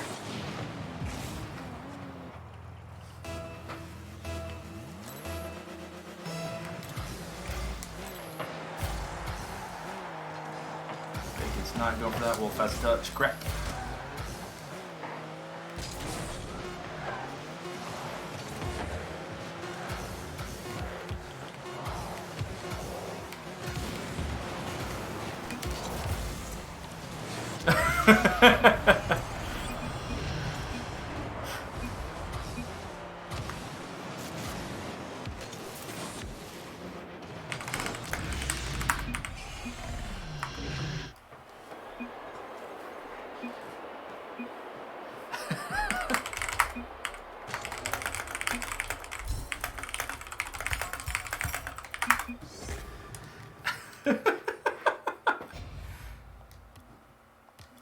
Alright, we got time for one more. Yo, Indie Gaming! What is up? Coming in with the big old fat raid of 14. Listen, guys. You literally just missed it. So, I'm casting a 1v1 of 8-bit Bacon Fuel, and Bacon's with us right now, and I'm with Fury as well. We got a 10:30 1v1 matchup that's coming up. My 8:30 matchup was a 3v3 of Sloth Squa. They ended up winning, and we just randomly happened to meet up with them in a ranked match. So King Fury, who's another caster, Baconfield, who just played in his 1v1 matchup in IGL, and myself just happened to stumble upon my 8:30, one of the teams that I cast at 8:30. So, like, what are the odds? But we're just killing some time. We got this game, and then we're going to reskin for another 1v1 matchup that is happening here in just 15 minutes. So, how was your raid? How was your cast? Mustache as well coming in with the raid. Look at that double raid coming in. Woof. You told me I didn't believe you just because it's you. Just like in or just like in Among Us, I don't believe you. Gamecom! What's up? We're just killing some time, guys. We got another matchup coming in 15 minutes. King Fury, who's another community caster, and Bacon, 8-bit Bacon Fuel, who just played in this 1v1 matchup that I cast. We're just chilling some time in a little game here. Ow! So we got another matchup here in 15. So IGL, we had the community. How'd the community tournament go? And Mustache coming in. How'd your cast go? I know you had some cast tonight. How was it?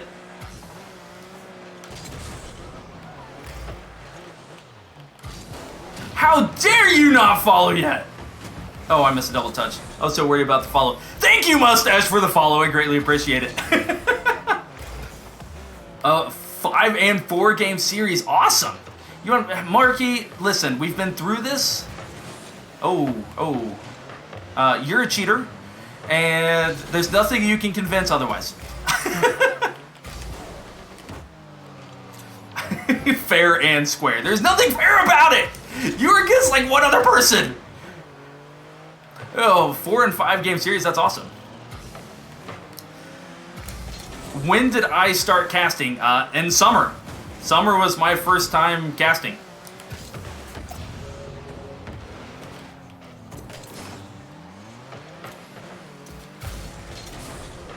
That's 4 now. ooh, I think... Oh, feels backflip. I think NA's up to 4D. Like, we have a ton. Get in there. Nice. We have a ton of NA casters now. It is freaking awesome. I love all the people that we have in. Yeah, Fury, that was a nice one.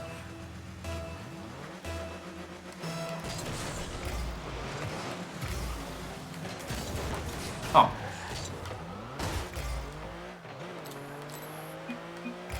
You're still gonna get the dub? Alright.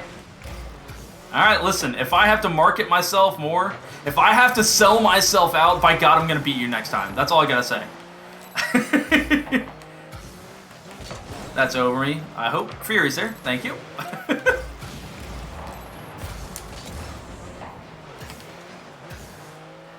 Respawn coming in. Fury across. Nope. Bacon. Nope. He's got another touch.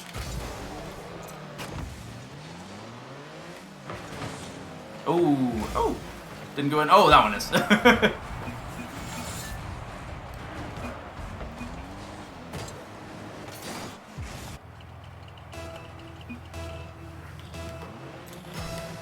So glad to have you all with me. 10-9. Oh. Alright, listen, if I have to sell myself out in your own Discord, I will. I'm working on building mine. Don't put me past it. I don't even care if they're EU teams. I'll show them how great NA is.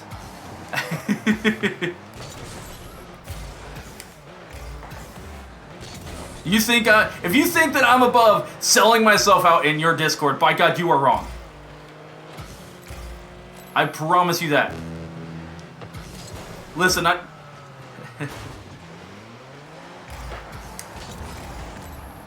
I screamed at the top of my lungs singing Prince Ali on in your Discord and in your stream. So don't put it past me, man. Don't put it past me.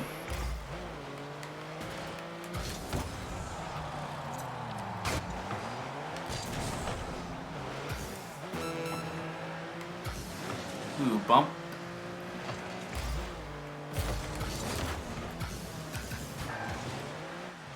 Ooh, Fury, nice. Alright, Bacon can turn on that. Go ahead, Bacon.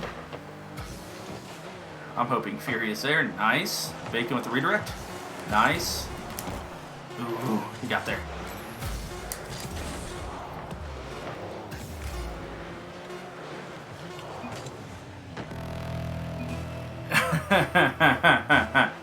Uh-huh, Morky. Uh-huh.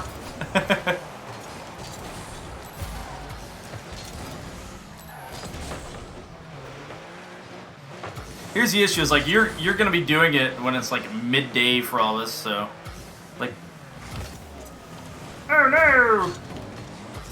Oh, I know. You absolutely have a Halloween stream. That is 100% fact.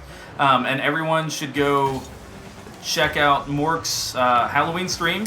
And since I'm promoting him, he automatically has to give me 5 of the teams that were going to sign up for him next circuit. So that's what I'm saying. That's all I'm saying. No big deal. Only 5.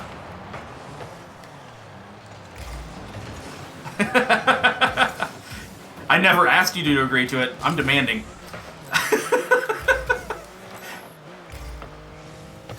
Oh. But yeah, no, seriously, everybody out there, Morky is doing a Halloween stream this Saturday.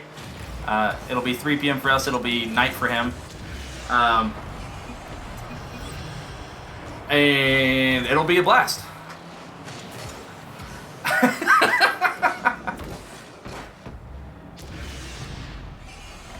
Yeah, see, Fury? I told you, it's all in the car.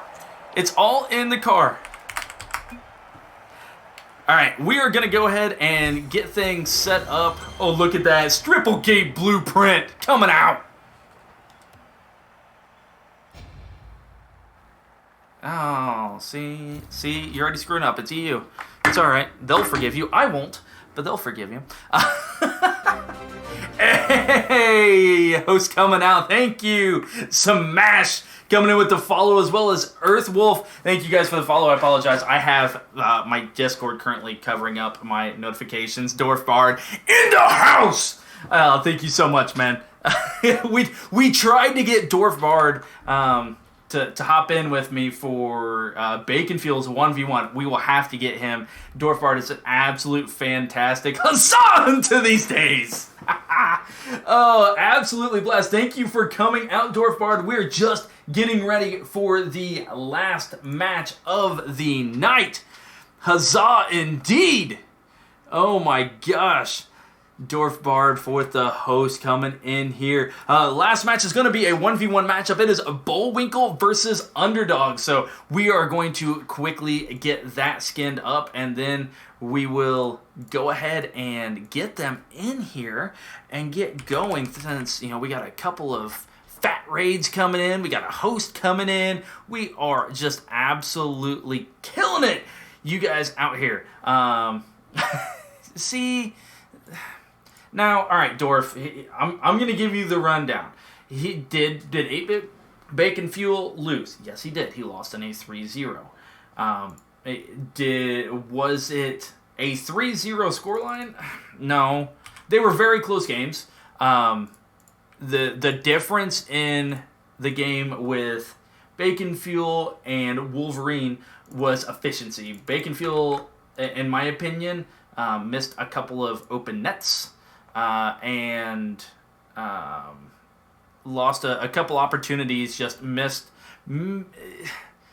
opportunities. There were shots unaccounted for, if you will. And that was the difference in the 3 games. It was not a blowout by any stretch of the imagination. In fact, we had a 1 minute and 45 second Rule 1 that sent us into overtime, which is fantastic. Respect to both of the players for that. That is freaking awesome, and I love it. You guys are awesome. But that's how I saw it. Now, who am I? I'm just a guy who likes talking a lot, but I also happen to coach. So I would have to go through the replay to confirm that, but that's what I saw. Let me update the title real quick. But it was a much closer than what a 3-0 typically is that you would see. Like, all 3 games were very, very close.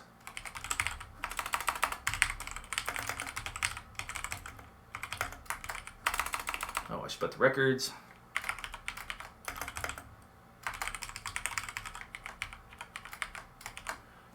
All right, let's update that information. Let's get rid of that. Let's go ahead and flip over to here. Let's get these players in the lobby.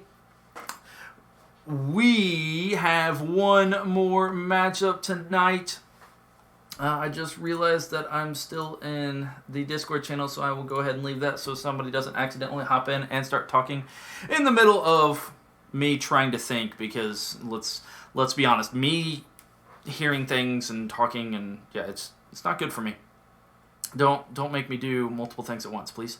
But I'm going to make sure that I tag the right people here.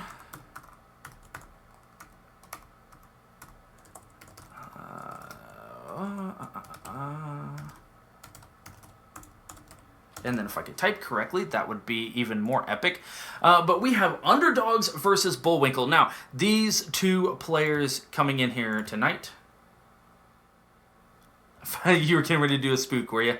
Yeah, nope. I realized when I went to my other computer and it showed me in a voice channel, because I don't have Discord, so I run 2 computers. I don't have Discord showing on this computer. So I didn't realize it. Oops. Wrong button. But these two teams coming in, Underdogs coming in with a record of 1-2. Meanwhile, Bullwinkle coming in with an undefeated record of 3-0. And looking at the stat lines, you see Bullwinkle able to muster up almost 5 goals per game. Like, the offense is much stronger compared to Underdogs, compared to TJ Trav, who's playing under the team name of Underdogs here tonight. And there is Bullwinkle, Sarvarius coming in. Yep, that is the player they're playing underneath the team name of Bullwinkle and Mad Moose Gaming. Sarvarius coming in here with Mad Moose Gaming. Mad Moose Gaming under the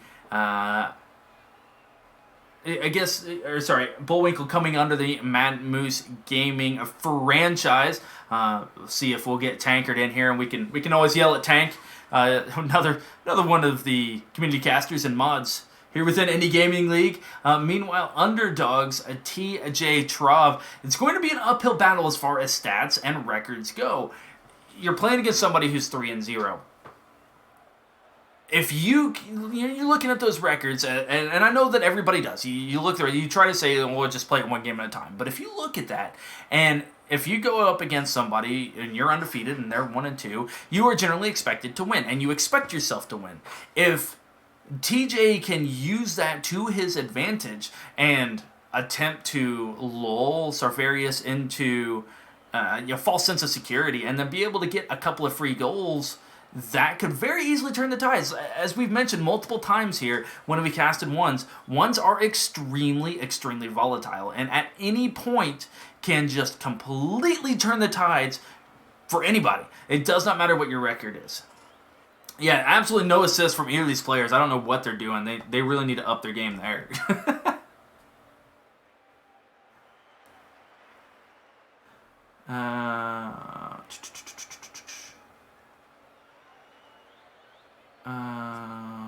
All right. Getting a couple messages. Make sure it wasn't part of this game. I need to respond to this real quick. All right, there. We're good there. We should be good there. Sweet peachy.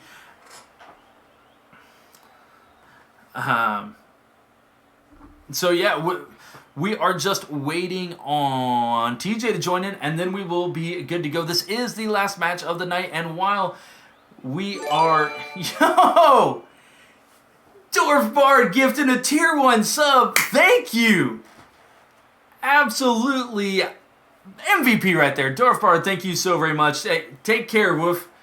I'm sure I will give you a shout out. Oh, all right, now listen, Dwarf Bard, you gave it to Marky. No, I'm just kidding. That is awesome. Thank you so very much, Dwarf Bard. You are awesome. You rock. And seriously, we're going to have to get you in the booth with me at some point for some 8-bit games. That is going to be epic. So much fun. For those of you who are getting ready for this last game here, feel free. One thing that I always like to point out in our chat. Thank you, Rock Bard.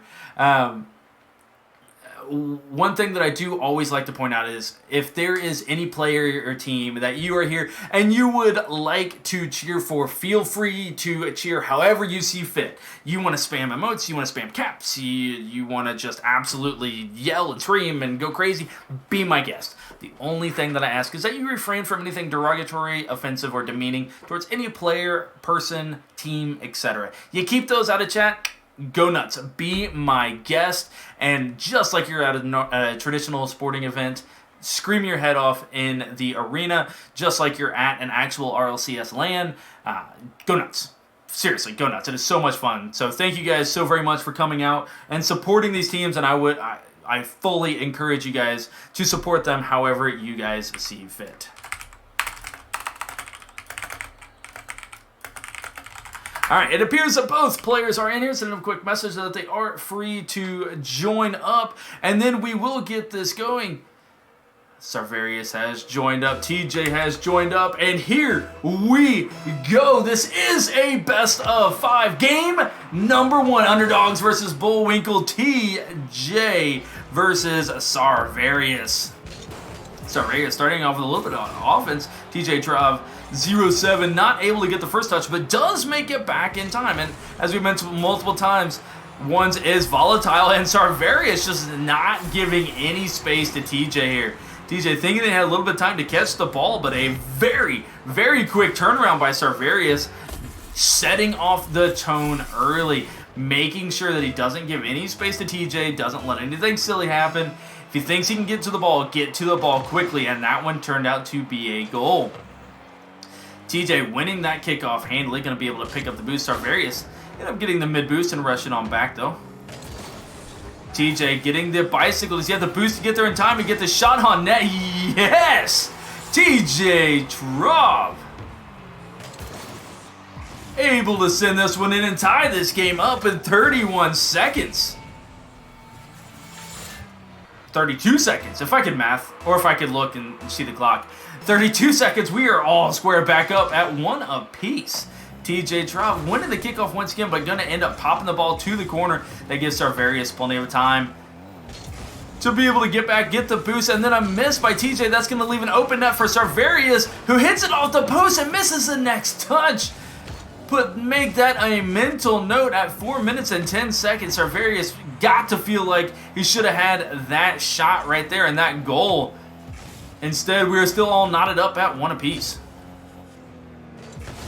Sarvarius gonna pop this one off the wall, slow things down a little bit, taking his time this time, making sure the shot is on net, and puts it in, getting the 2-1 advantage.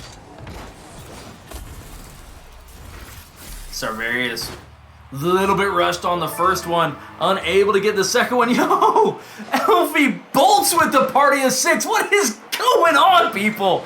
You all freaking rock! Thank you guys so very much for coming out. We are here in our last matchup of the night. It is a 1v1 matchup of Underdogs versus Bullwinkle, and Sarvarius with Bullwinkle starting things off with a 3-1 lead here in the first minute and 14 seconds of game number 1. Yo, what is going on, Bulls? Thank you so very much for the raid. How'd your stream go? How'd the cast go? You have some epic series with you. Sarvarius with an epic kickoff and goal here, and very quickly. I think that one goal might have ticked him off a little bit, missing that open net. Very quickly gets a couple more goals, and now up 4-1. Sarvarius winning it, yet another kickoff. This one's gonna be on net. It's gonna pop high. TJ Trav needs to get to the ball now, though. Instead, Sarvarius gets there, but just a little bit off. Sarvarius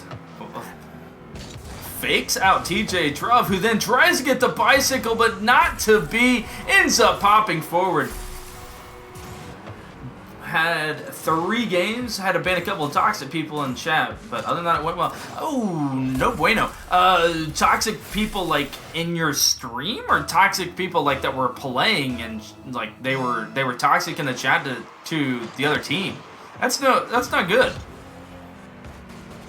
I'm glad overall it went well. I mean, that sucks that you had to deal with those people, but I mean, it is what it happens. I've been there. Sarvarius able to put a shot in. Yeah, see, come on. And that's what I say. TJ, real quickly here.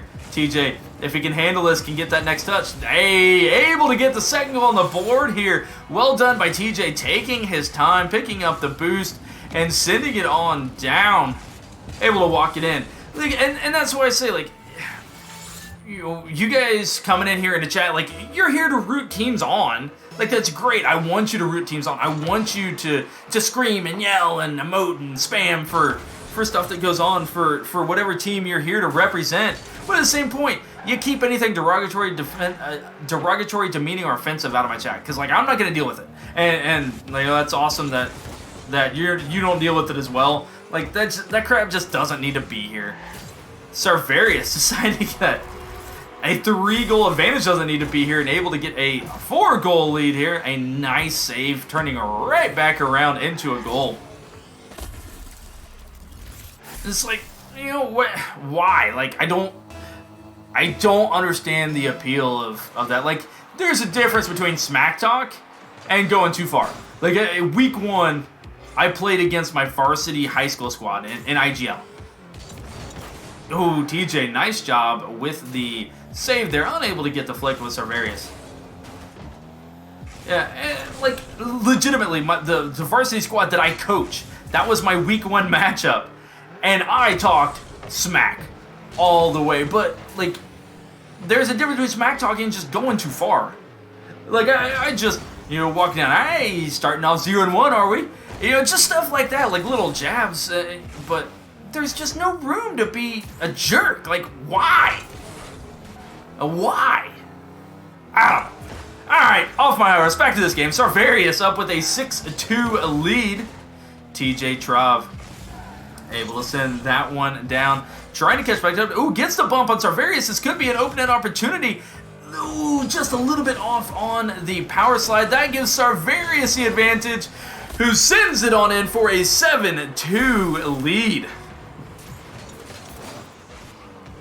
I don't know. Maybe I'm just a happy person. Like, I don't sound like it, but I guess I do kind of sound like it. But like, I don't know. I don't get it. I don't understand toxicity. Like, you're a big bad band behind the screen. Rawr! I don't know. TJ drop. I don't know what that was. TJ Trav knows what this is. This is a kickoff goal, able to get it in. Just under 90 seconds left. Like, TJ Trav still definitely in this. Yeah, we said it again, how volatile one's games are. Can very easily bring this back very quickly. We've seen how quick Sarvarius can score. We've seen how quickly TJ can score now as well. Here, this one's another one on net. TJ picking up yet another goal. Only down 3 at this point. Sarvarius deciding to challenge that on the wall. Ends up being beat to it. And on net, TJ Trav making good on the opportunities given.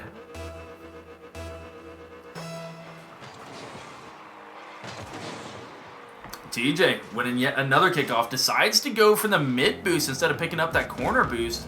That allows Sarvarius plenty of time to get there. Now Sarvarius with the dribble, gonna get this down into the blue corner. He's gonna wait for the shot to come down. Instead, TJ gonna be the first one there. Sees the open net, gets a first touch, and Sarvarius goes flying on by. Sarvarius thinking the shot was going to come out just a little bit sooner, and TJ waiting just a half second. And now, just down 2. Bad vibes, trying to pull other people down because maybe they're a bad day. Yeah. And like, if you have a bad day that sucks, like, I'm not taking that away, and like, you can still feel bad, but there's no reason to be a jerk to other people.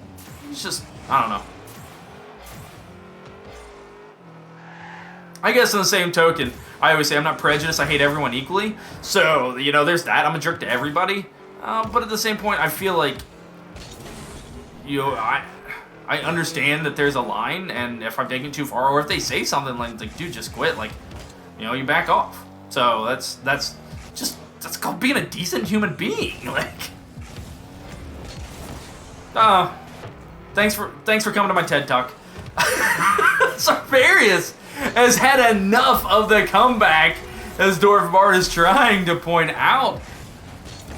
TJ unable to get back in this time. Oh, a little bit wonky on the landing. Not sure he would have had enough boost regardless. Sarvarius putting that one on net, and now 8-5. Able to come back a little bit here.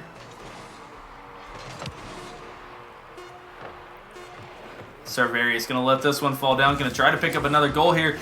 Pinches it off the post and denied. Nevertheless, yeah, it stings a little bit you didn't get that goal. However, Bullwinkle, Sarvarius, 8-2. Look at the shots. Look at the shots. 16 shots coming out by Bullwinkle. Now, normally in ones I talk about efficiency, and you look at TJ Trav, 7 shots, 5 goals, 2 of them are saved. 100% efficiency. Okay, okay, yes, not 100% efficient, but every shot is accounted for, and that's the main thing. It either had to be saved or was going to be a goal. But for Bullwinkle, 8 goals, 4 saves on 16 shots. That is 4 shots unaccounted for. But by God, when you shoot 16 freaking shots to your opponent's 7, you could be a little inefficient, and it's okay. It'll still work out for you. TJ, going to need to figure out how to stop this offense coming out from Sarverius and try to slow him down a little bit, because that is far too many shots to be giving up to give yourself a legitimate chance to be able to come back and win these games.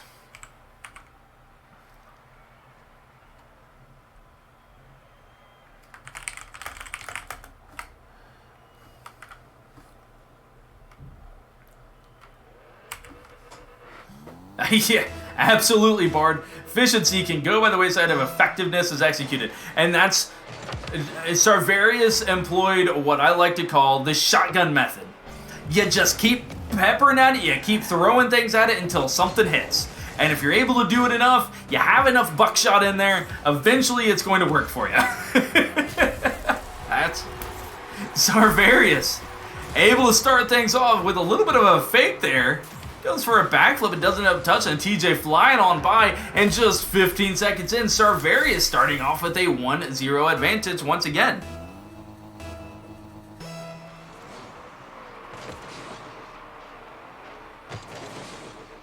Sarverius able to pick up the mid boost. TJ able to get it by, though. Only 9 boosts. Going to be difficult to get a little bit. Yeah, Bullwinkle is 3-0, and that's what I'm saying. You know, TJ, once is so volatile that anybody can win at any given time. TJ able to come back late in that game and pick up some good goals and bring it back very close. And here he is again. This was going to hit top crossbar. Ends up popping out. Denied by the crossbar. That was a great opportunity by TJ. Now Sarverius is going to pop it on down, but TJ able to get back in time and pick up the save. I'm going to go ahead and catch this. Going to try to get a flick on by, but gets challenged. And 50-50, that one's going to be just high over the crossbar. Sarverius still on the offensive attack, going to track it down, but misreading the bounce. Gives the offensive possession back over to TJ, who ends up handing it right back to Sarverius, and both of them just jockeying for position here at midfield. Eventually, ball pops down to the orange half. Sarverius able to pick it up. 50-50 won by TJ. Has plenty of boost to work with. Going to try to get the low roller and then pop it up and over. Not to be Sarverius. This one's going to be just a little bit off. Has to wait on the bounce. TJ need to get the touch and does. And that gives an open net for TJ all the time in the world. Able to walk it in. And TJ Trov tying this game up at 1 apiece. A nice little tap there. Once again, Sarverius deciding to go for the aggressive play and gets punished for it. But once again, 16 shots in game 1. That's aggressive. It worked. I don't blame him for being aggressive, especially after it just worked in game number 1. But at the same point, you're now tied at 1 apiece. That aggression could come back to bite you. Sarverius able to win that challenge and keep it out of the net. TJ Trub, go ahead and track it on down. Only 12 boosts. Going to go for a shot here. Sarverius there for the save. Ball still dangerously sitting in front of the net with TJ without boost. Having to go back towards mid. Pick up the 100 boost. And then TJ winning that 50-50 is Sarverius with a huge bump. This one going to kick off of the corner. Go one bounce off the wall. TJ there for the time, and there's Sarverius playing a little bit more passive, but then missing the touch. And oh, TJ has the open net. Instead, pops it on down to the wall, and that gives Sarverius the time. TJ probably could have played that a little bit slower, a little bit more passively, and just caught the ball, which we have seen he has the skill to do, and ended up getting a goal out of that instead. Sarverius able to get down in time and pick up the save. The missed opportunity there for TJ. This game a much more defensive, controlled style game, which gotta say benefits TJ with the way that game number 1 turned out. But Sarverius proving that he has a little bit of control here himself, able to just pop it off of the wall. get a nice little weave touch off the bounce, dribble, and send it on in right in front of TJ and take a 1-goal advantage, now up 2-1.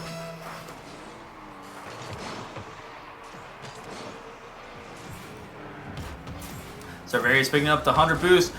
This one's going to bounce off the post. Does he have the shot to follow it up? Yes! Right over TJ. And very quickly, Serverius taking a 3-1 advantage, realizing that shot is off, but without TJ instantly on his behind, attacking that. Has plenty of time to line it up and get the cut back into the net. Now 3-1 advantage, trying to grow that lead as TJ very clearly in game number 1 proved he could quickly score as well. TJ with the ball here gets pinched off. This one's going towards the net. TJ without boost, just trying to keep the ball away from any shot opportunity by Serverius. Serverius popping it over him and now has a shot opportunity and makes good on it. Serverius playing with controlled aggression at this point. It's just not all in your face all the time. Getting a nice soft touch rather than fully committing and trying to bang the ball, just sizing up TJ, and has really turned the tides here in this game. Able to get 3 goals in fairly rapid succession.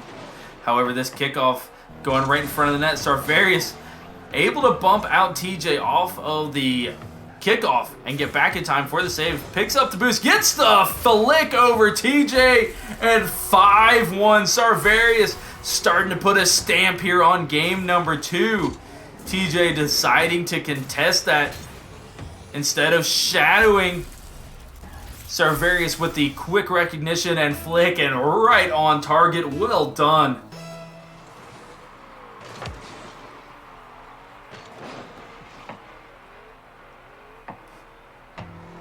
Serverius gets that over. TJ going to track this down. Doesn't currently have a shot. Needs to get this around the corner and then into the net. TJ able to keep the ball from going across the box. Serverius with a little bit of a bicycle touch. Yeah, and I had a 1v1 tier 6 match prior to this.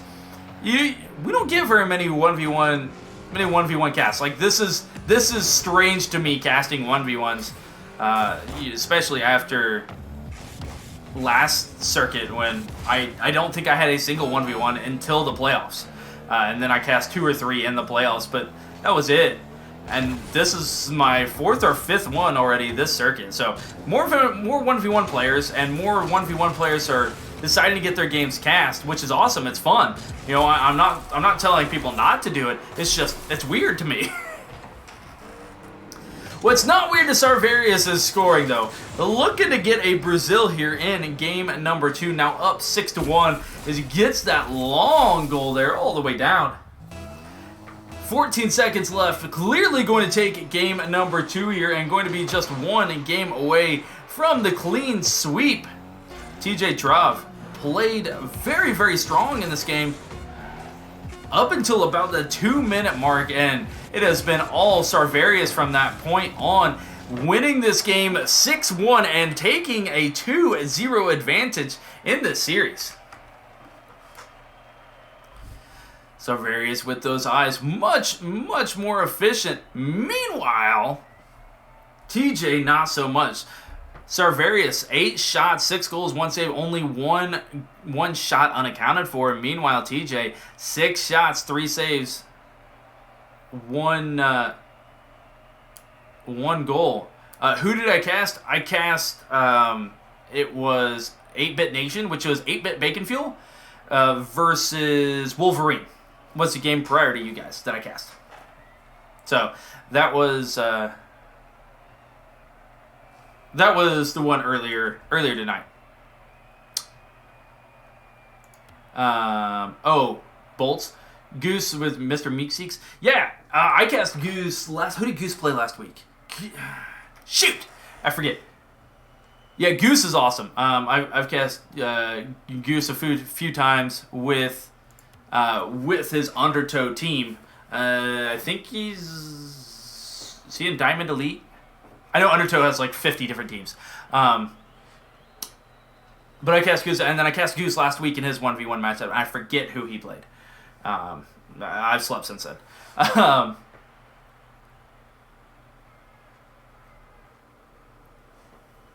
Yeah, now you got me thinking. Now I gotta figure out who he played last week. Oops, sorry. I should probably hit that. Well, Bolt's clearly Sarvarius won. I can tell you that much because he's 3-0. Just saying.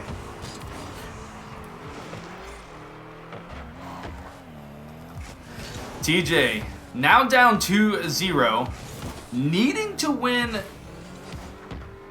this game here to continue the series.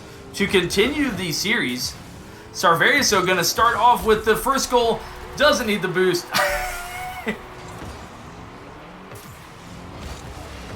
What do you mean not me? I'm just telling you that Sarvarius clearly beat Goose in week 1 because Sarvarius is 3-0. Like, he had to win.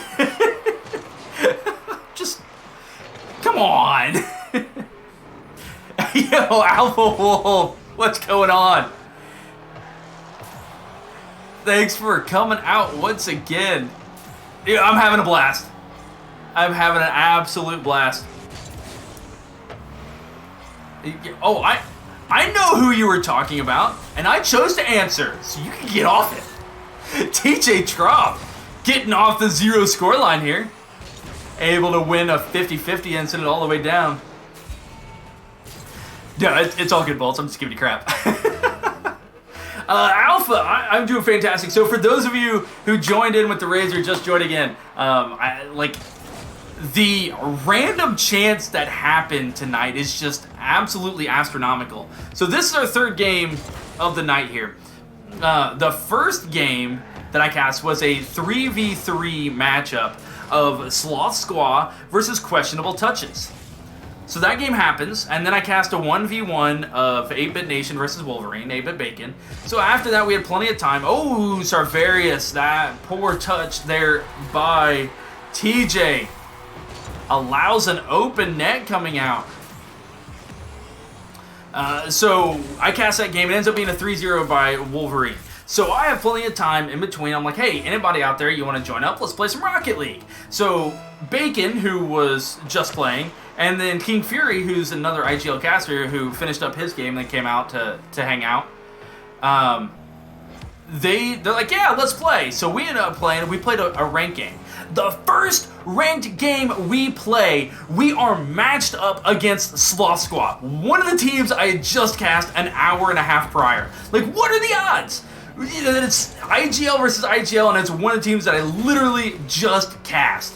Unfortunately, they beat us 5-4. However, like, I couldn't believe it. Like, seriously, it is fantastic. And they're a great group of guys as well. So it was awesome. We were chatting during the game. Meanwhile, back to this game. Sarvarius up with a 2-1 lead, going to make it 3-1. TJ able to get the demo, but just a little too late here. As Sarvarius, nice, calm, cool, and collected. I'm telling you, after that missed touch, they're in game number 2, where I believe it was 2. It might have been 1. Regardless, where he had the double touch there off of the post and went just a little bit too fast. Sarvarius has been a much more controlled and methodical player, and it is showing in the scoreline. 6-1 in game 2, now 3-1 up in game 3 as we have just hit halftime here. Already up 2 games to 0, and you see it right there. Sarvarius just sitting back and waiting. Instead of challenging TJ in the air for this touch, just go ahead and sit on back, shadow on down, and catch, then get the shot. You're not banging it. It's very controlled and very methodical, and it is just absolutely tearing apart the defense of TJ here in this series. TJ going to need to figure out how to disrupt Sarvarius. We saw the demo come out. It was a little too late, but wonder if that's not something that he can go to here late in this game. As 3 goals is... I'm pausing because this should be 4 goals. 4 goals is not a number that is, unobtainable to come back from. You're down 4, but you got to be able to disrupt Sarvarius. You cannot let him get these transition goal after goal after goal. As Sarvarius now up 5-1, looking prime to take this series.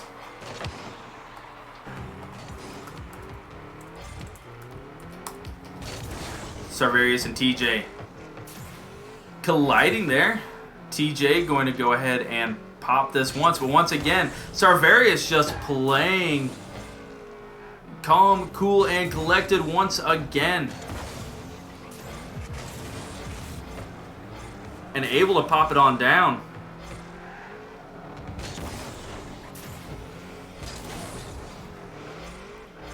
Sarvarius gets the first touch, gets the second touch, goes ahead and sends it towards the net. TJ, no problem with the save.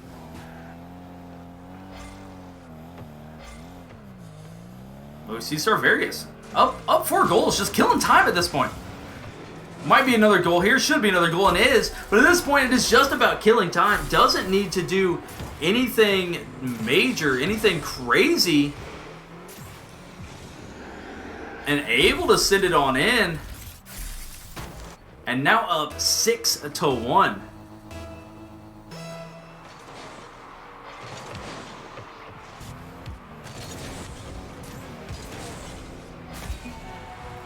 TJ able to get back here. A great job off of the kickoff.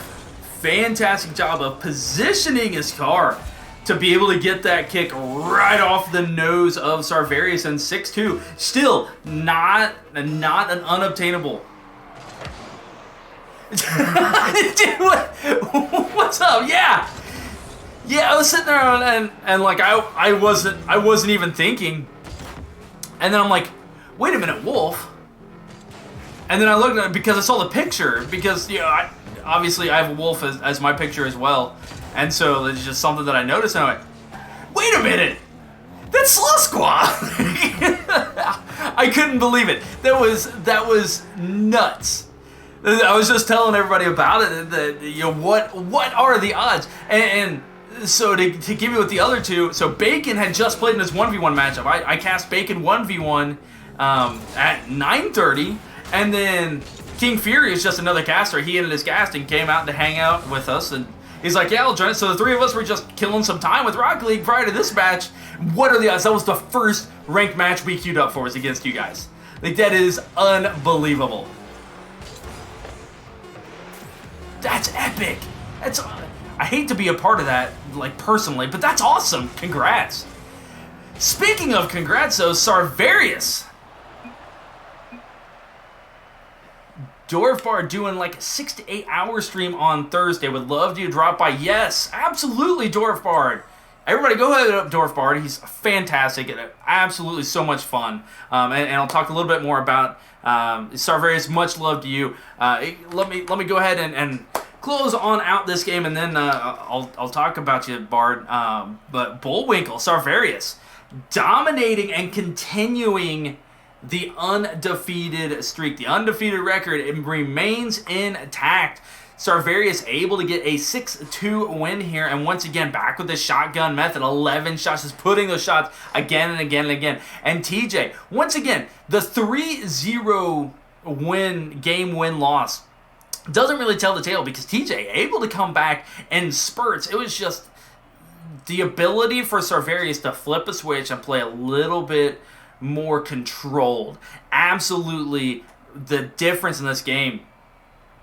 TJ and Sarvarius coming in, and you love the camaraderie and the words. TJ is no slouch. That's just what I was saying. TJ played very, very well, and that 1-3 record is not indicative of how he played. I should have looked. I didn't see how many players are in the Tier 7 Division 7. But generally, we don't have 16 teams, so everybody makes playoffs. And that is a dangerous, dangerous person to be seeing in playoffs. But congratulations, GG's to both these players. Congratulations to Sarvarius and Bullwinkle, staying undefeated. 25 now, lots of forfeits. Oh, wow. Yeah. So TJ, that's still a dangerous person. He's probably sitting down towards the bottom half of the teams in there, but still not out of the playoffs, and a dangerous, dangerous person to play if he ends up getting a lower seed and playing somebody higher. However, I did say I would talk about it. You go check out Dorf Bar. Dorf, thank you so very much for stopping on by, and the host doing a stream on Thursday. Go hit him up. He's freaking hilarious. He's so much fun to have in stream. So much fun to be watching. I will be stopping by there as well. So thank you, Dorf, for dropping by, the host as well as the gift sub.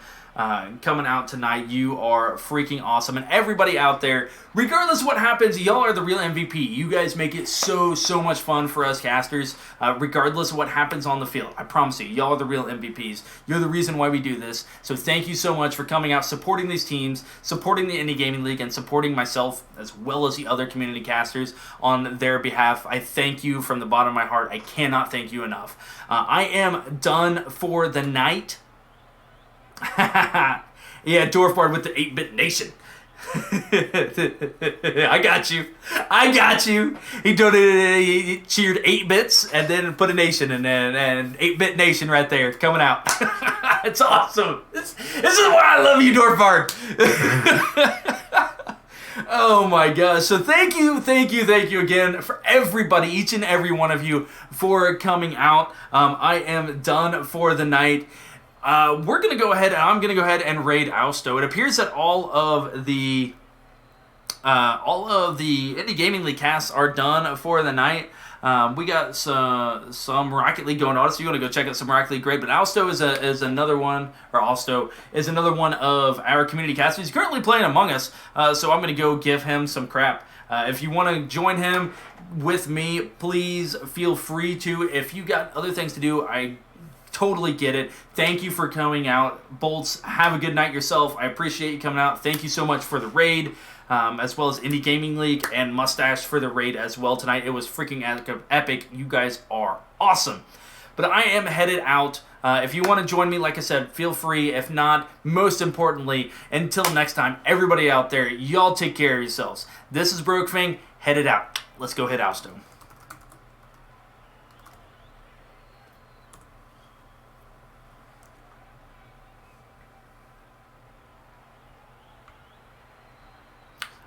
Let's do it, guys. Y'all, take care of yourselves. See you back.